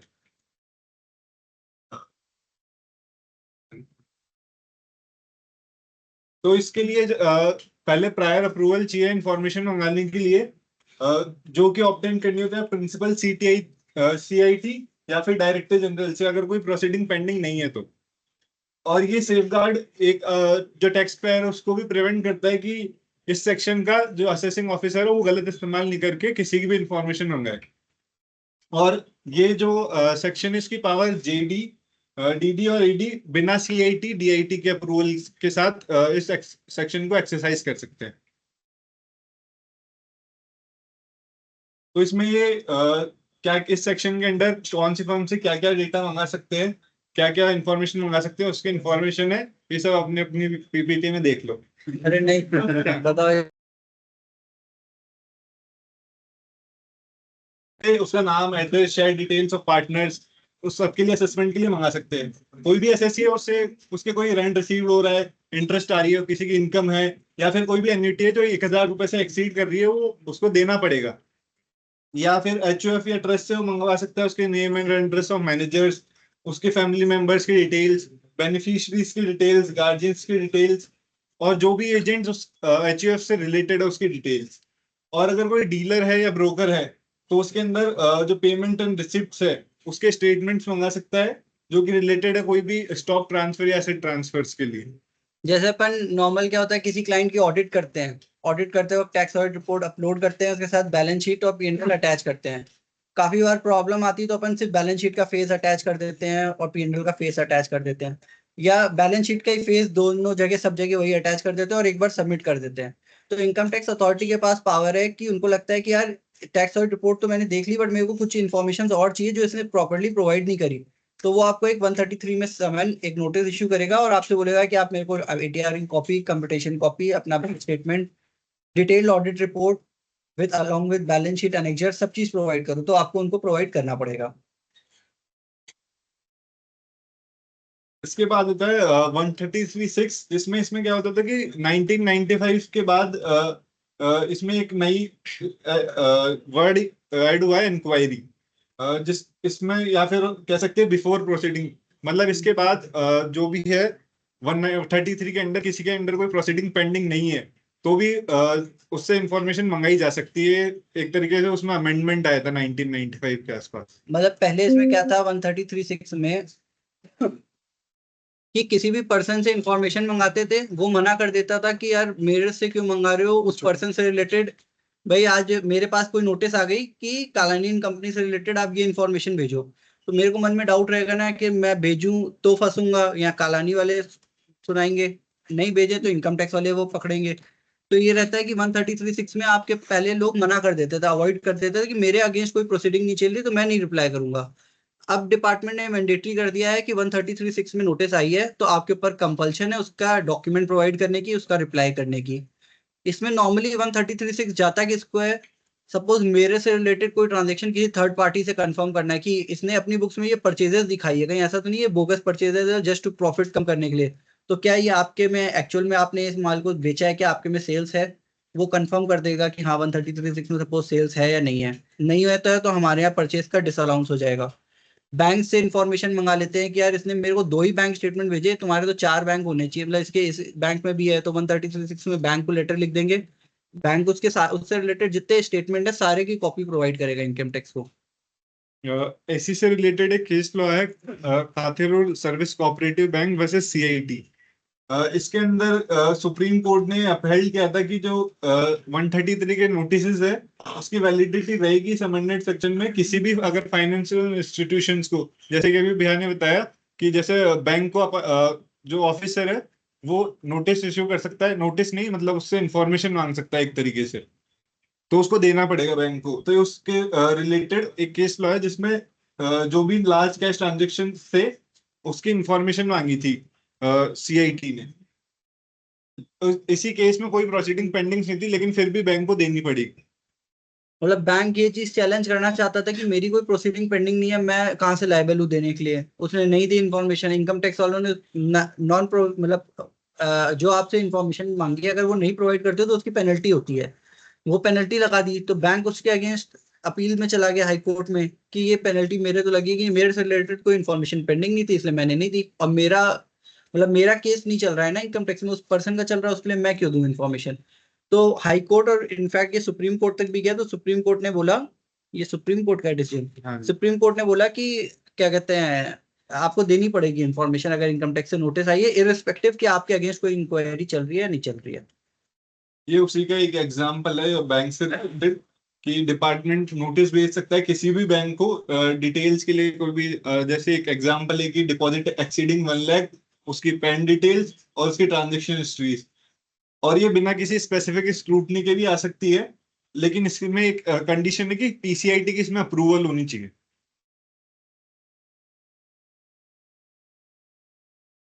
फिर इसके बाद आता है 133A, पावर टू सर्वे। इसमें होता है कि आईटी अथॉरिटी कोई सी भी बिल्डिंग में या एंटर कर सकती है जहाँ पे या तो बिजनेस और प्रोफेशन कैरी डाउन हो रहा हो या फिर कोई चैरिटेबल पर्पस के लिए कोई एनजीओ हो या वो उसकी जगह पे भी आईटी अथॉरिटी एंटर कर सकती है। इसमें भी एक कंडीशन है कि कोई भी एक्शन इस सेक्शन के अंडर 133A के under IT authority without approval PDGIT, DGIT और सीसीआईटी के अप्रूवल के बिना इनिशिएट नहीं कर सकती इस सेक्शन के अंडर। अब इसमें आईटी अथॉरिटी का मीनिंग क्या है? इसमें आईटी अथॉरिटी का मीनिंग है पीसीआईटी, सीआईटी। इन सबको एक बार इनकम टैक्स ऑफिसर ही मांगना, हाँ, सबकी income रैंक tax अलग है, पीसीआईटी सीनियर पोजीशन पे है, सीआईटी उससे जूनियर पे है, तो इस तरीके से है। 133A सर्वे क्या होता है कि किसी भी प्रोमाइसेस में एंटर कर सकते हैं और वहां पे सारी चीज एग्जामिन कर सकते हैं। अब इसमें और सर्च में डिफरेंस क्या है वो अभी आएगा, 1-2 स्लाइड्स अपन आगे देखते हैं फिर आएगा। सो इसमें ऑफिसर्स क्या कर सकता है सर्वे के ड्यूरिंग? वो अपनी बुक्स ऑफ अकाउंट्स और डॉक्यूमेंट्स से उसको इंस्पेक्ट कर सकता है। वो जब अपना कैश है उसको वेरीफाई कर सकता है, स्टॉक को वेरीफाई कर सकता है, कोई भी अगर वैल्यूएबल आर्टिकल्स है उसको भी वो वेरीफाई कर सकता है कि वो सही है क्या। जैसे कि भैया ने बताया था आइडेंटिफिकेशन मार्क्स लगा सकता है वो, इस सेक्शन के अंदर भी वो कुछ भी आइडेंटिफिकेशन मार्क लगा सकता है अब किसी भी डॉक्यूमेंट में, बुक्स में। और इसमें वो अपनी बुक्स ऑफ अकाउंट इंपाउंड कर सकता है, लेकिन उसमें है कि मैक्सिमम 15 डेज के लिए कर सकता है। अगर उसको उससे ज्यादा के लिए करनी है तो उसको इन सब सीनियर ऑफिसर्स की अप्रूवल चाहिए होगी।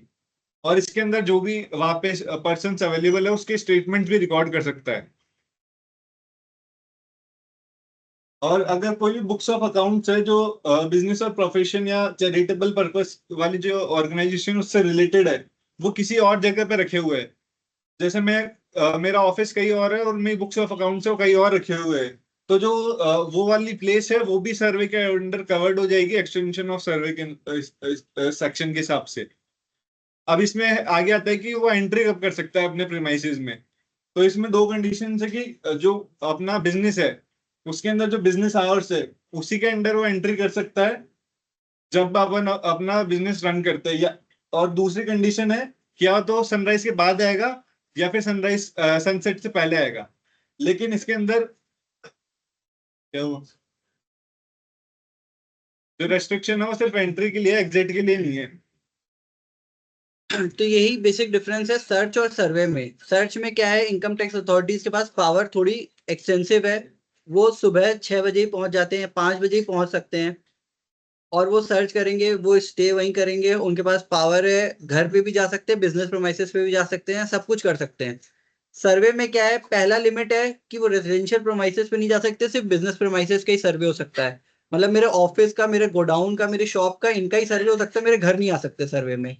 सेकेंड रिस्ट्रिक्शन ये है कि वो बिजनेस आवर्स में आ सकते हैं, और बिजनेस आवर्स सपोज ऑड है, या सपोज जैसे वो इंदौर में है, सराफा मार्केट है, वो खुलता ही शाम को है, या कुछ जो इस तरह की मार्केट है जहाँ, तो सेकंड लिमिट है कि आप सनराइज और सनसेट के बीच में आ सकते हो, मतलब सुबह सनराइज होने के बाद ही एंटर कर सकते हो बिजनेस प्रेमाइसेस में भी, और सनसेट के पहले एंटर कर सकते हो, मतलब शाम को 5 बजे भी सर्वे करने आ सकते हो।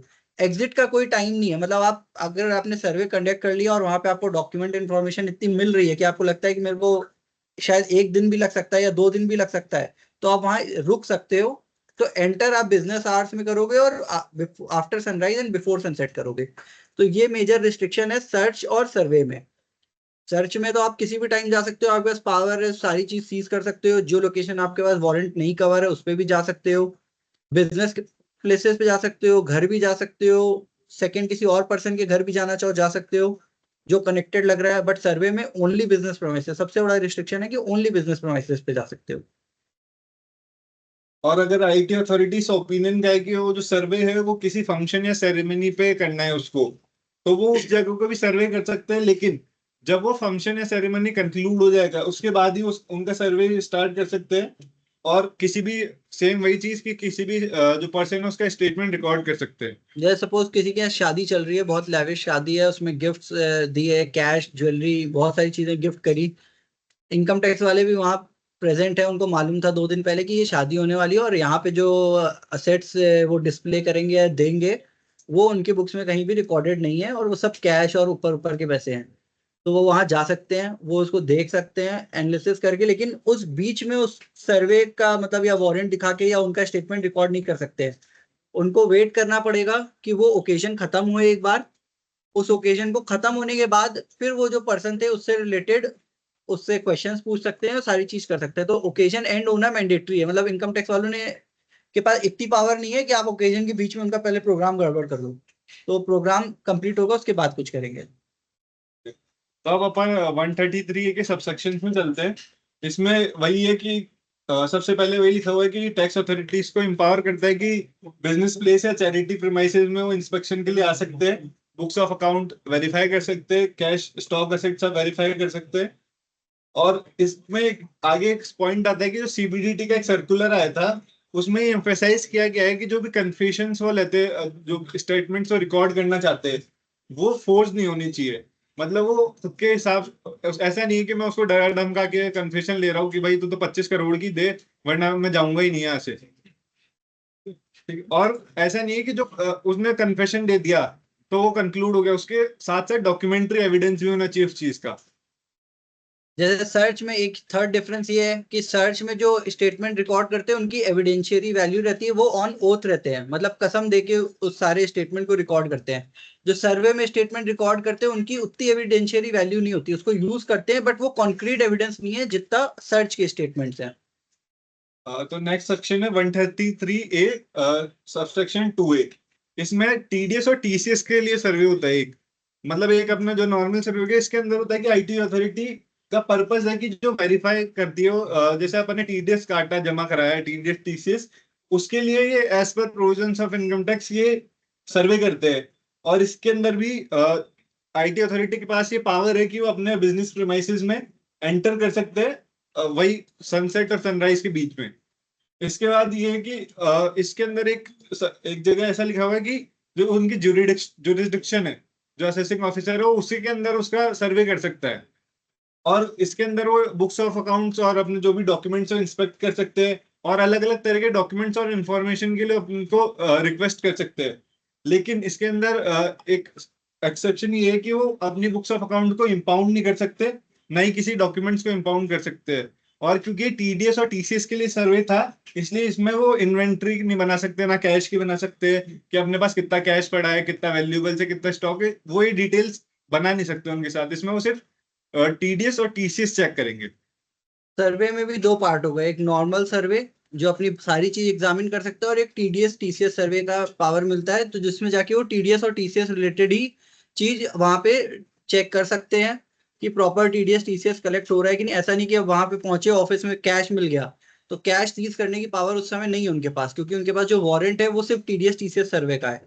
तो उसके लिए या तो उनको वापस से वारंट लेके आना पड़ेगा, वापस परमिशन लेनी होगी, और अदरवाइज वो कैश को उस समय उस वारंट के अंदर वो सीज नहीं कर सकते। तो टीडीएस टीसीएस सर्वे में बहुत सारी पावर सर्वे से भी कम है फिर। और इसमें जो स्टेटमेंट्स लिए जाते हैं सेक्शन 133A में, ये ओथ में नहीं होते, जैसे कि मैंने बताया 132 में ओथ में जो उसके स्टेटमेंट्स रिकॉर्ड होते हैं ओथ पे होते हैं, इसमें वो ओथ पे नहीं होते। और ये अगर जैसे मैं एसएससीयू में चाहूँ कि मैं उसे रिट्रैक्ट करना चाहता हूँ, उस वक्त मैंने गलत स्टेटमेंट दे दिया, तो मैं उसको टाइमली रिट्रैक्ट कर सकता हूँ। इसके ऊपर एक केस लॉ है आगे, वो भी अपन समझेंगे। और जो भी स्टेटमेंट्स है वो उसके लिए अपने पास जो ऑफिसर है उसके पास एविडेंस होना चाहिए।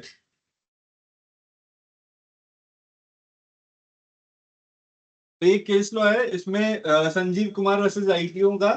इसमें था कि कोर्ट ने हेल्ड किया कि जो स्टेटमेंट है वो अंडर प्रेशर था, और वो जो था वो बेस्ड ऑन फॉल्स डॉक्यूमेंट था, जिसके लिए एसएससी को टाइम नहीं दिया गया एविडेंस के सबमिशन के लिए।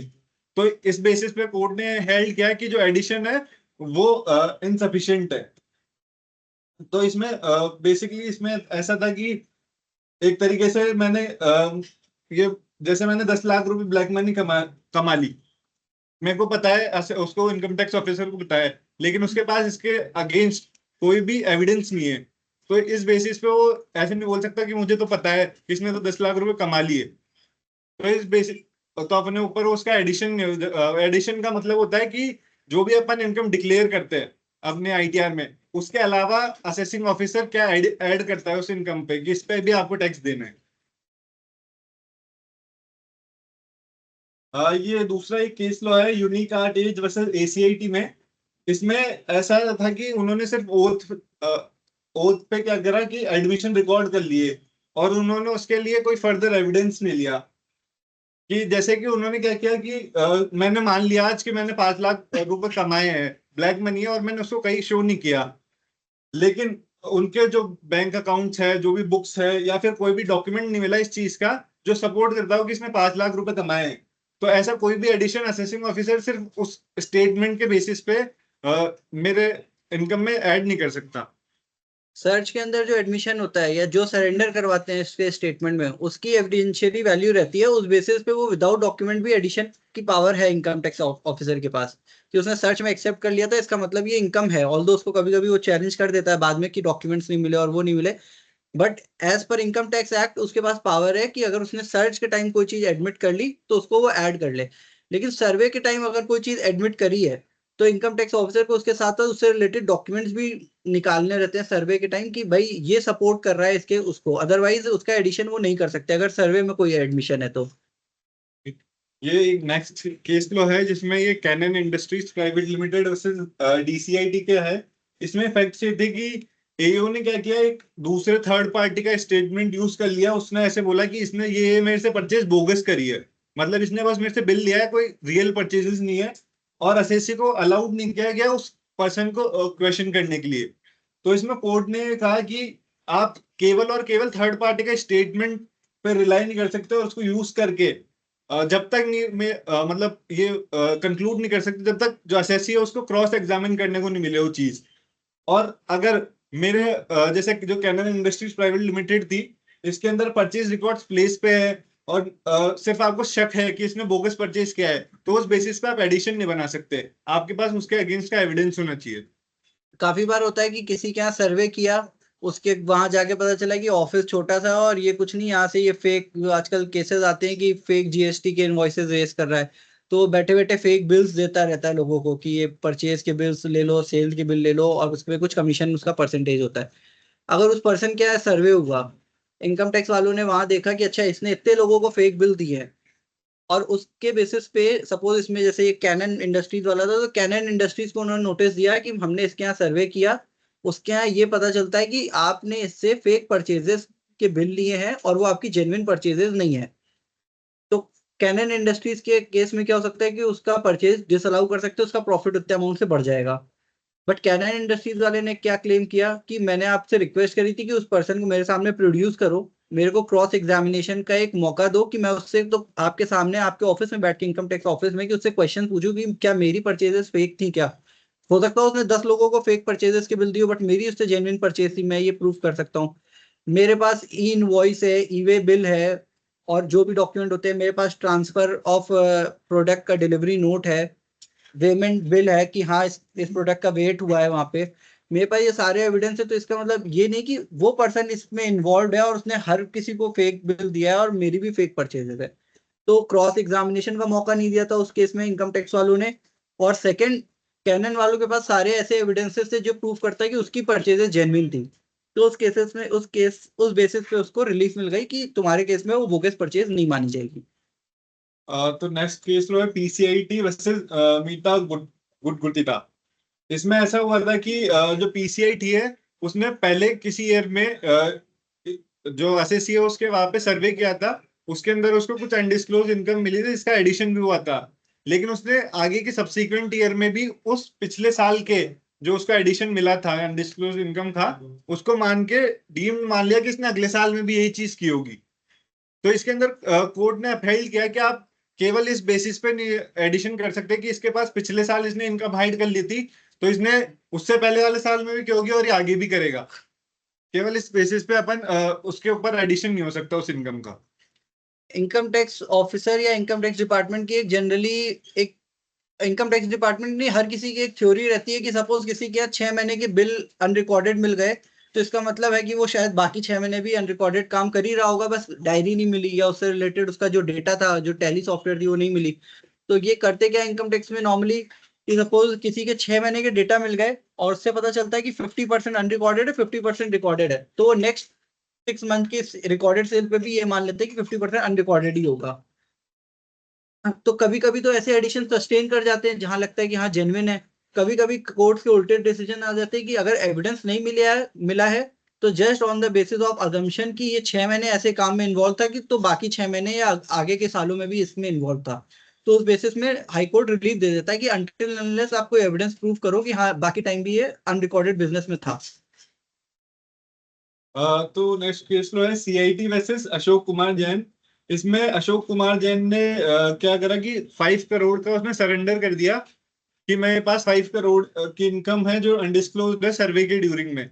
बट उसने लेटर क्या किया, जब उसको एक्सप्लेनेशन लिया है, वो सारे रिकॉर्ड्स लिया है, उसकी बुक्स लिया है, और उसने बताया कि मेरे पास तो सिर्फ 3 करोड़ की ऐसी इनकम है, मैंने पहले 5 करोड़ गलत बता दिया था।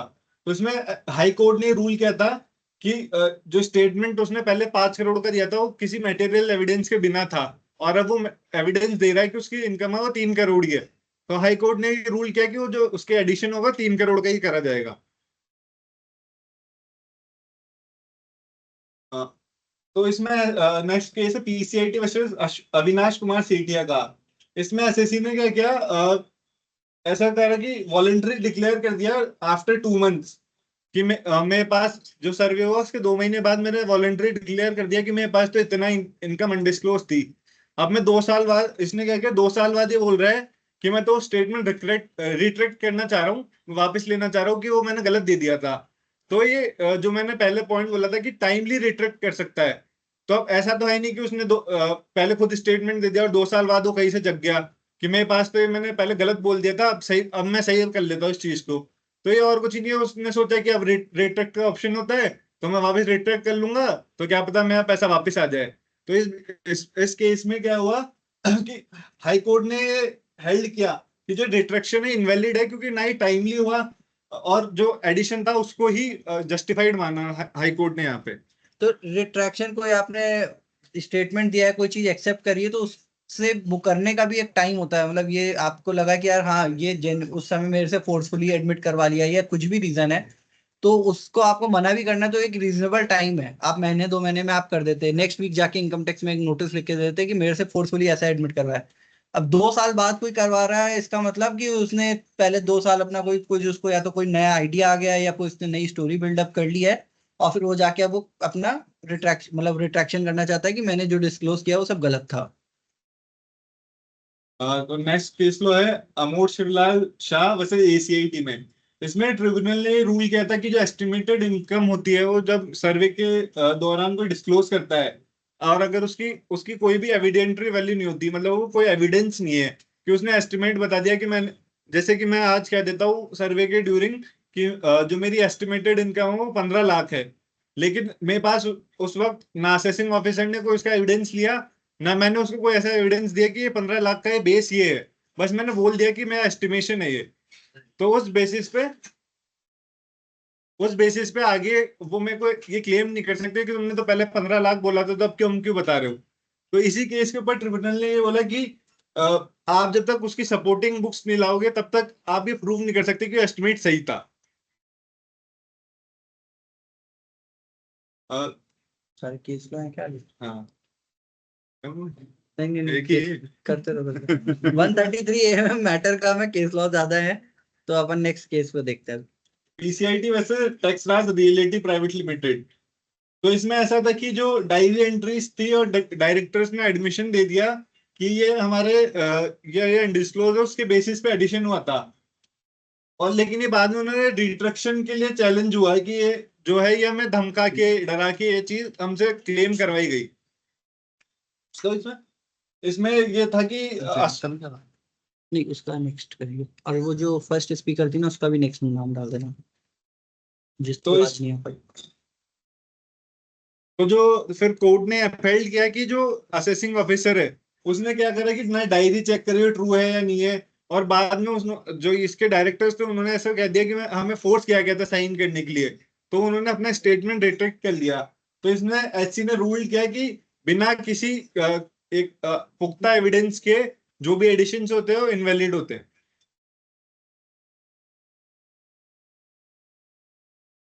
ये तो हुई।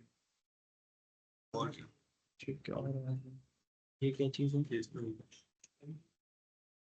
सेम ही ऑन न्यूज़पेपर से। 130। सो नेक्स्ट सेक्शन है 133B, जिसमें होता है power to collect certain information. इसमें इनकम टैक्स अथॉरिटी किसी भी बिजनेस या प्रोफेशनल प्रीमाइसेस के अंदर एंटर कर सकती है जो उनके जुरिडिक्शन में during business hours to collect relevant to tax administration.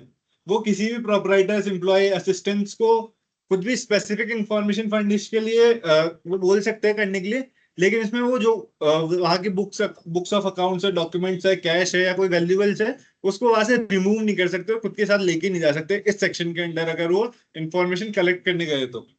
और जो ये है ये पावर्स करती है these enable effective information collection without infringing the security of physical assets of the assessee। तो नेक्स्ट सेक्शन है 133C।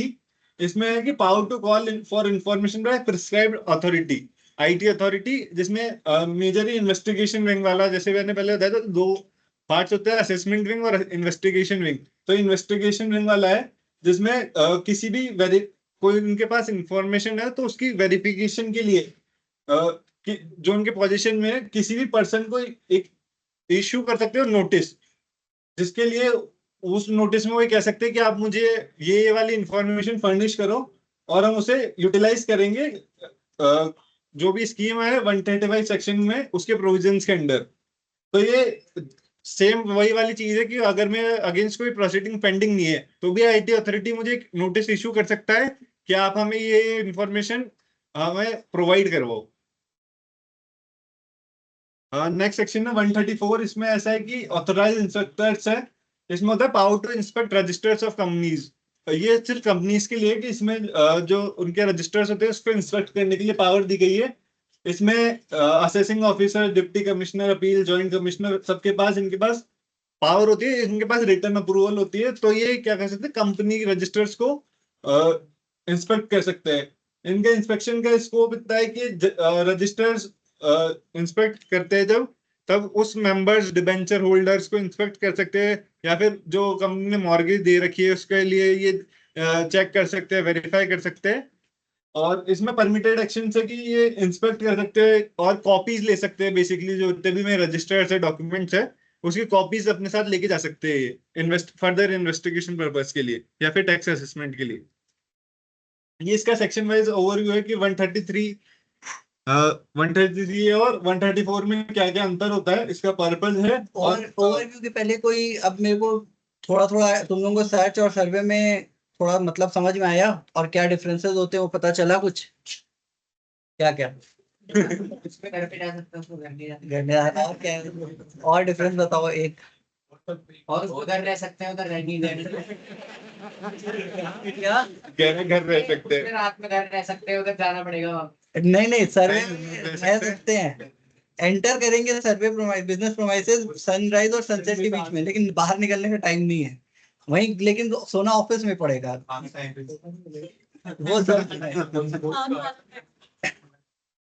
ये अभी सबसे नया बैच होगा इसका खाना, ये बीच में जो याद आ रही है अभी। तो सर्वे के ड्यूरिंग एसएससी के राइट्स है, वो राइट टू रिमेन साइलेंट, वो अपने लीगल काउंसिल से कंसल्ट कर सकता है। वो जो भी उसके रिकॉर्डेड स्टेटमेंट्स है उसको रिव्यू कर सकता है कि जो उसने बताया था वही उसमें रिकॉर्ड किया गया है ना। और उसके पास वैलिड रिट्रैक्शन के राइट्स रहते हैं कि वो जो भी उसने स्टेटमेंट दिया है वो वैलिडली उसको रिट्रैक्ट कर पाए और उसके साथ कोई हेरेसमेंट ना हो। सर्वे की बेसिक एक फ्लो समरी ऐसे रहती है कि जो ऑथराइज पर्सन होते हैं वो प्रीमाइसेस में एंटर करते हैं। क्वेश्चन पूछेगा इससे? जो भी वेरिफिकेशन है कैश का, स्टॉक का, बुक्स का, वो कर सकता है। उसके बाद वो किसी का भी स्टेटमेंट रिकॉर्ड कर सकता है, जो उसके बुक्स ऑफ अकाउंट्स उसको इम्पाउंड कर सकता है, और जो भी उसकी रिपोर्ट है उसको प्रिपेयर करके सबमिशन करेगा। फिर वो आगे फॉलोअप चलता रहेगा स्क्रूटनी का या रीअसेसमेंट का जो भी होगा। ये सर्वे का एक फ्लो है। और इसमें एसईसीज के लिए प्रैक्टिकल सेफगार्ड ये है कि वो एक तो अपनी बुक्स ऑफ अकाउंट्स अपडेटेड रखे और एक्यूरेट रखे, जो भी कम्युनिकेशन का रिकॉर्ड जो है वो अपने पास प्रिजर्व रखे, और अगर उनके कैश में स्टॉक में कोई भी डिफरेंसेस है तो उसके लिए उनके पास प्रॉपर जस्टिफिकेशन और एक्सप्लेनेशन हो सकते हैं। और वो जल्दी से जल्दी अपने लीगल एडवाइस, अगर उनके सर्वे हो जाता है तो लीगल एडवाइस अपने जल्दी से जल्दी लेने की कष्ट करे। एक्सप्लेनेशन में जैसे क्या चीज हो सकता है कि सपोज उसके यहाँ सर्च में जो कैश मिला, कैश बुक में कुछ कैश अलग आ रहा है और ऑफिस में ज्यादा मिला, तो उसके बाद एक रीजनेबल ये जस्टिफिकेशन हो सकता है कि मेरे जो सेल्स थी वो मैंने अभी रिकॉर्ड नहीं करी है। या सपोज बुक्स में तो आ रहा है 10 लाख का कैश और एक्चुअल में 2 लाख की है, उसमें कोई डिसएडवांटेज नहीं है, वो उसके फेवर की चीज है। बट फिर भी इनकम टैक्स वाले पूछेंगे कि बचे हुए 8 लाख का है, तो ये बता सकता है कि कुछ एक्सपेंडिचर्स हैं जो मैंने अभी रिकॉर्ड नहीं किया, या मेरा एक अकाउंटेंट 7 दिन से नहीं आ रहा है, तो मेरे पास वाउचर्स रखे हुए हैं, उनकी बुक्स में एंट्री नहीं हुई है। वो एक बीच में छोड़ दी ना, उसका क्या है? पढ़ दो क्या चीज है, मेरे को तो बता दो। तो जो कॉमन एरियाज होते हैं वो सर्वे के प्रोसेस में होते हैं कि जो रिक्वायरमेंट होती है अप्रूवल की इम्पाउंडिंग के लिए, कि जो मैंने बताया था 15 डेज से ज्यादा के लिए इम्पाउंड करना है तो उसके लिए उसको अप्रूवल लेनी पड़ेगी। तो कभी कभी क्या होता है, असेसिंग ऑफिसर कोई अप्रूवल नहीं लेता, रख लेता है कि ये क्या बोलेगा, मेरी तो चलेगी। और जो स्टेटमेंट्स ले रहे हैं वो बिना सपोर्टिंग एविडेंस के ले लेते हैं, जैसे कि अपन ने इतने केस लॉस देखे उसमें सब में यही था कि उनके पास कोई एविडेंस नहीं, बस वो उन्होंने सुन लिया, कर लिया, लिख लिया, हो गया। और उसके अगेंस्ट में कोई अगर उसको ठीक ठीक आगे बताओ। कोई भी जस्टिफिकेशन देने का उसको कोई अपॉर्चुनिटी नहीं दी गई, या फिर कोई भी प्रोसीजरल कंप्लाइंस था जो अपन ने प्रोसीजर लिखा उसके अंदर कोई डॉक्यूमेंट नहीं किया उन्होंने, ये कुछ कॉमन एरर्स है जो सर्वे प्रोसेस में होते हैं। सपोज अगर उसको अप्रूवल लेनी थी, ऑल्दो अप्रूवल दिखता है कि बहुत छोटा सा पार्ट है हमारे लिए, तो असेसी के लिए लगता है कि पता नहीं किससे अप्रूवल लिया और नहीं लिया, वो तो देखता है कि मेरे को अपने डॉक्यूमेंट्स एक्सप्लेन करने हैं। पर अगर उसको अप्रूवल लेनी थी और वो प्रॉपर पर्सन से अप्रूवल लेके नहीं आया है और सर्वे कर रहा है, तो हो सकता है वो जो एक केस में अपन ने डिस्कस किया था कि पूरे सर्वे की प्रोसीडिंग गलत हो जाएगी, जो भी मटेरियल मिले उसको वही इनकम टैक्स डिपार्टमेंट यूज नहीं कर सकता उसके अगेंस्ट फिर। तो जहां अप्रूवल है या जो चीज लेनी है वो उसको प्रॉपर लेके आनी पड़ेगी। तो बेसिकली इसमें हमने की टेक अवेज यही है कि जो सर्वे है वो इंफॉर्मेशन गैदरिंग का पार्ट है, ना कि हैरेसमेंट का। जो भी स्टेटमेंट है वो मस्ट बी बैक्ड होने चाहिए प्रूफ से, नॉट बेस्ड ऑन और सोली ऑन स्टेटमेंट। और जो सीबीडीटी की गाइडलाइंस है वो टैक्स पेयर के राइट्स को प्रोटेक्ट ही करता है जो सही से टैक्स पे करते हैं। और जो कोर्ट है वो बहुत बार अनसपोर्टेड एडिशन, जो भी असेसिंग ऑफिसर गलत एडिशन कर देता है उसको स्ट्राइक डाउन कर देता है। Thank you.